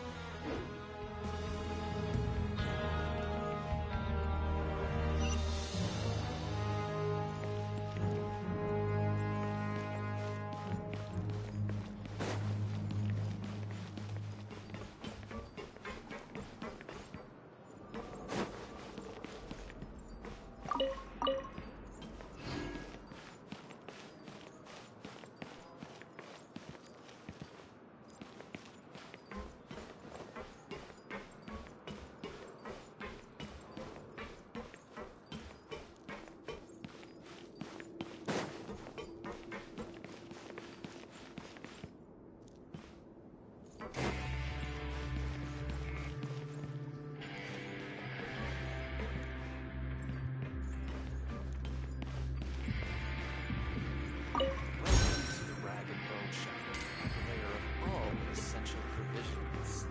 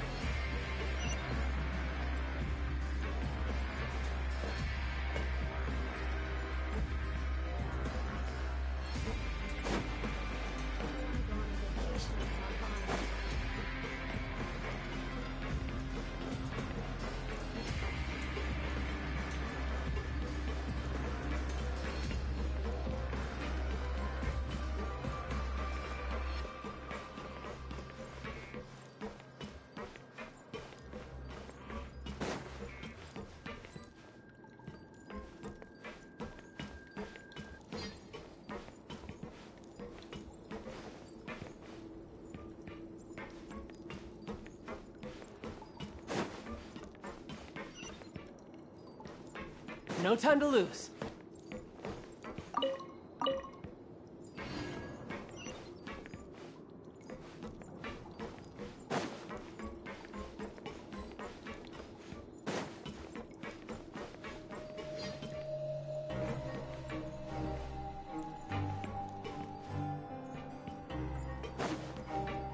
Help each other get through it together. Oh, wonderful. I was worried that you'd be busy trying to earn reward coupons all the time, but it seems like you haven't neglected your investigation work after all. Paimon likes having more coupons, but no one wants to work all the time. Have you also been investigating the area, Lynette? No, I was just slacking off, and you happened to catch me. My brother is still obsessed with anything remotely related to the Forbidden Zone. But knowing him, it won't be long before we get more leads. Oh, before I forget, this is for you.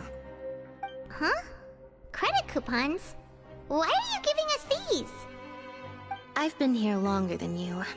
Coupons aren't a resource in particularly short supply. What is in short supply are interesting people to talk with. Aw, that's so nice of you, Lynette. We'll be sure to make good use of these coupons then. Thanks a bunch!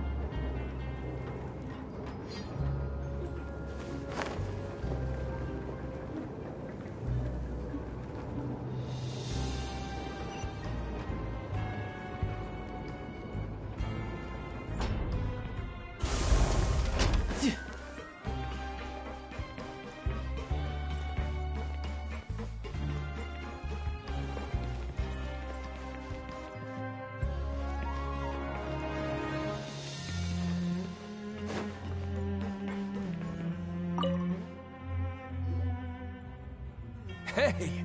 It's the Traveler and Paimon! No need to tease me, okay? I won't trip on the same step twice. Listen, I feel ashamed about last time. Thank you for praising me in front of His Grace. Here are the extra credit coupons he gave me. I'd like you to have them. Huh? No, we couldn't take them. They're your reward after all. But when I was welcoming you, I didn't do anything but give you the stink eye. Come on, I insist. These coupons are nothing compared to getting the attention of His Grace. I won't take no for an answer.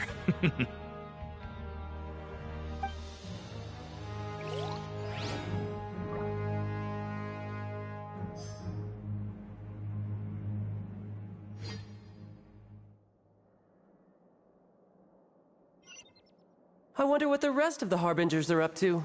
Plotting and scheming on an ever grander scale, no doubt.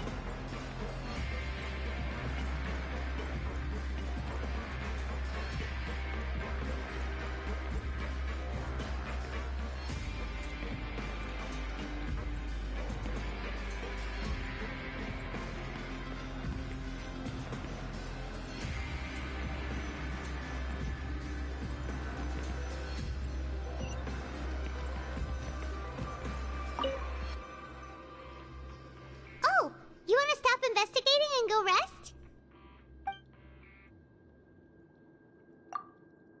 Okay, you should rest up. We'll be back at it tomorrow.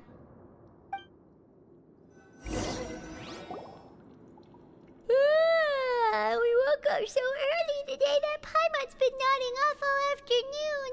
Good thing it's finally time for bed.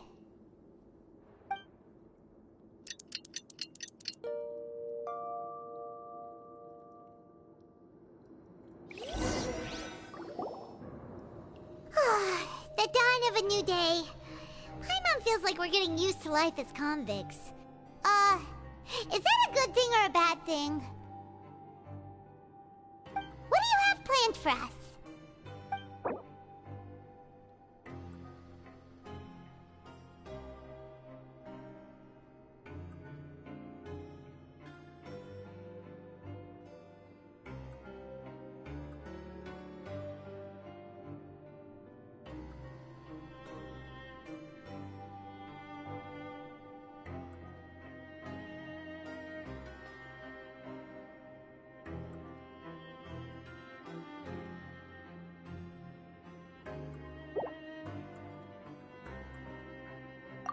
But Paimon really hopes the foreman will be in a better mood today.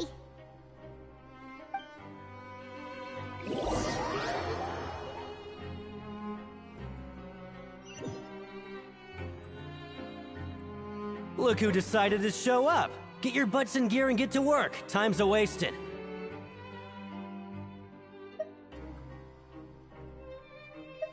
Oh? What's with suddenly wanting to work so hard? You need coupons that badly? Sure. let's just say we really want to test our limits.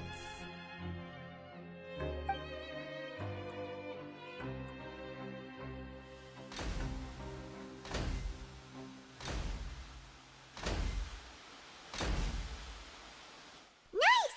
We did well today. Let's keep it up!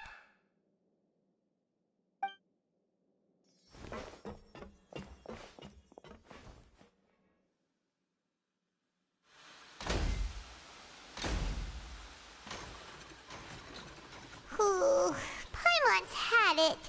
Who knew that processing these widgets would be so tiring?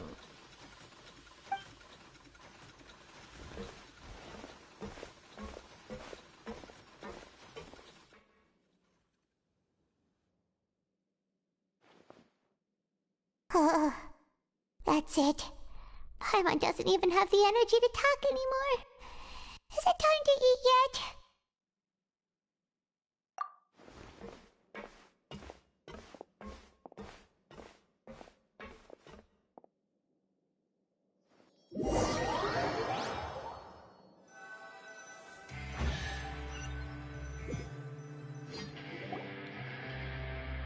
Oh, Paimon's exhausted.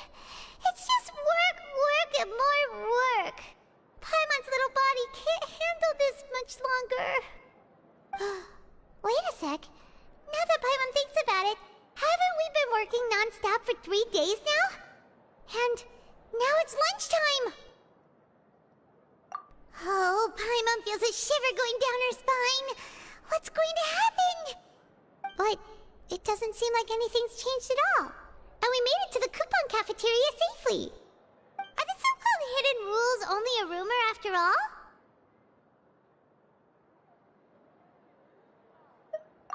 Well, there's no use to just guessing all day.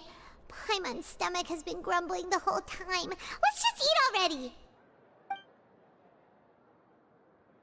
Paimon wonders what we'll get today. Maybe we'll get the super lucky meal.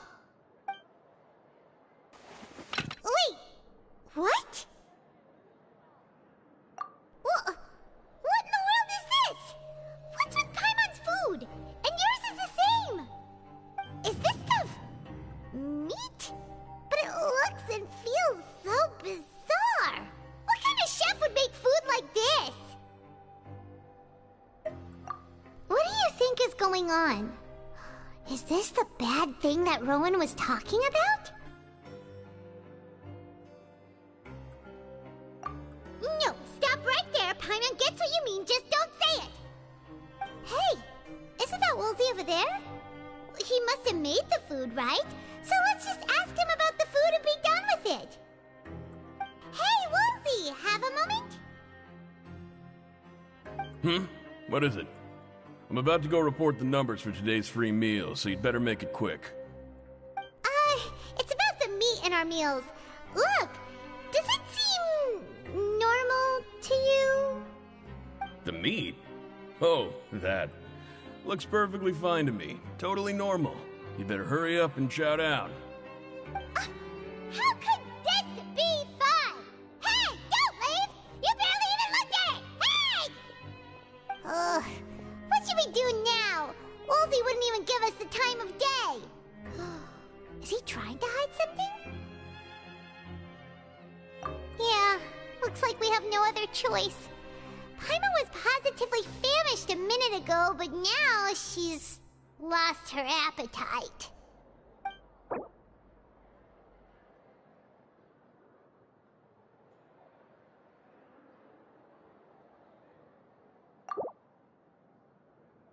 What would you like to do this afternoon? Since we have time now, let's focus on investigating some more.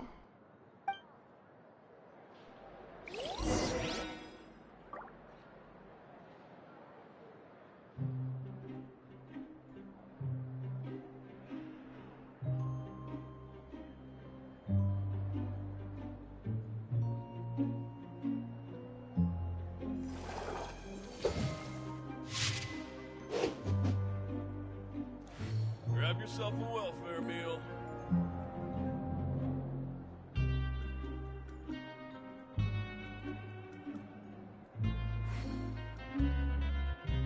Where I'm from, if we didn't keep moving, we'd freeze to death. Literally.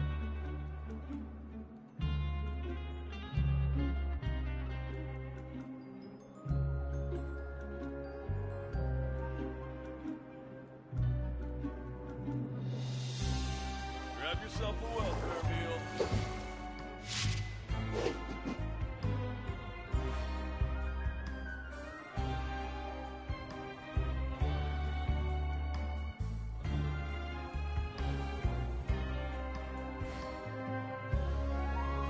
I wonder what the rest of the Harbingers are up to. Plotting and scheming on an ever grander scale, no doubt. Grab yourself a welfare meal.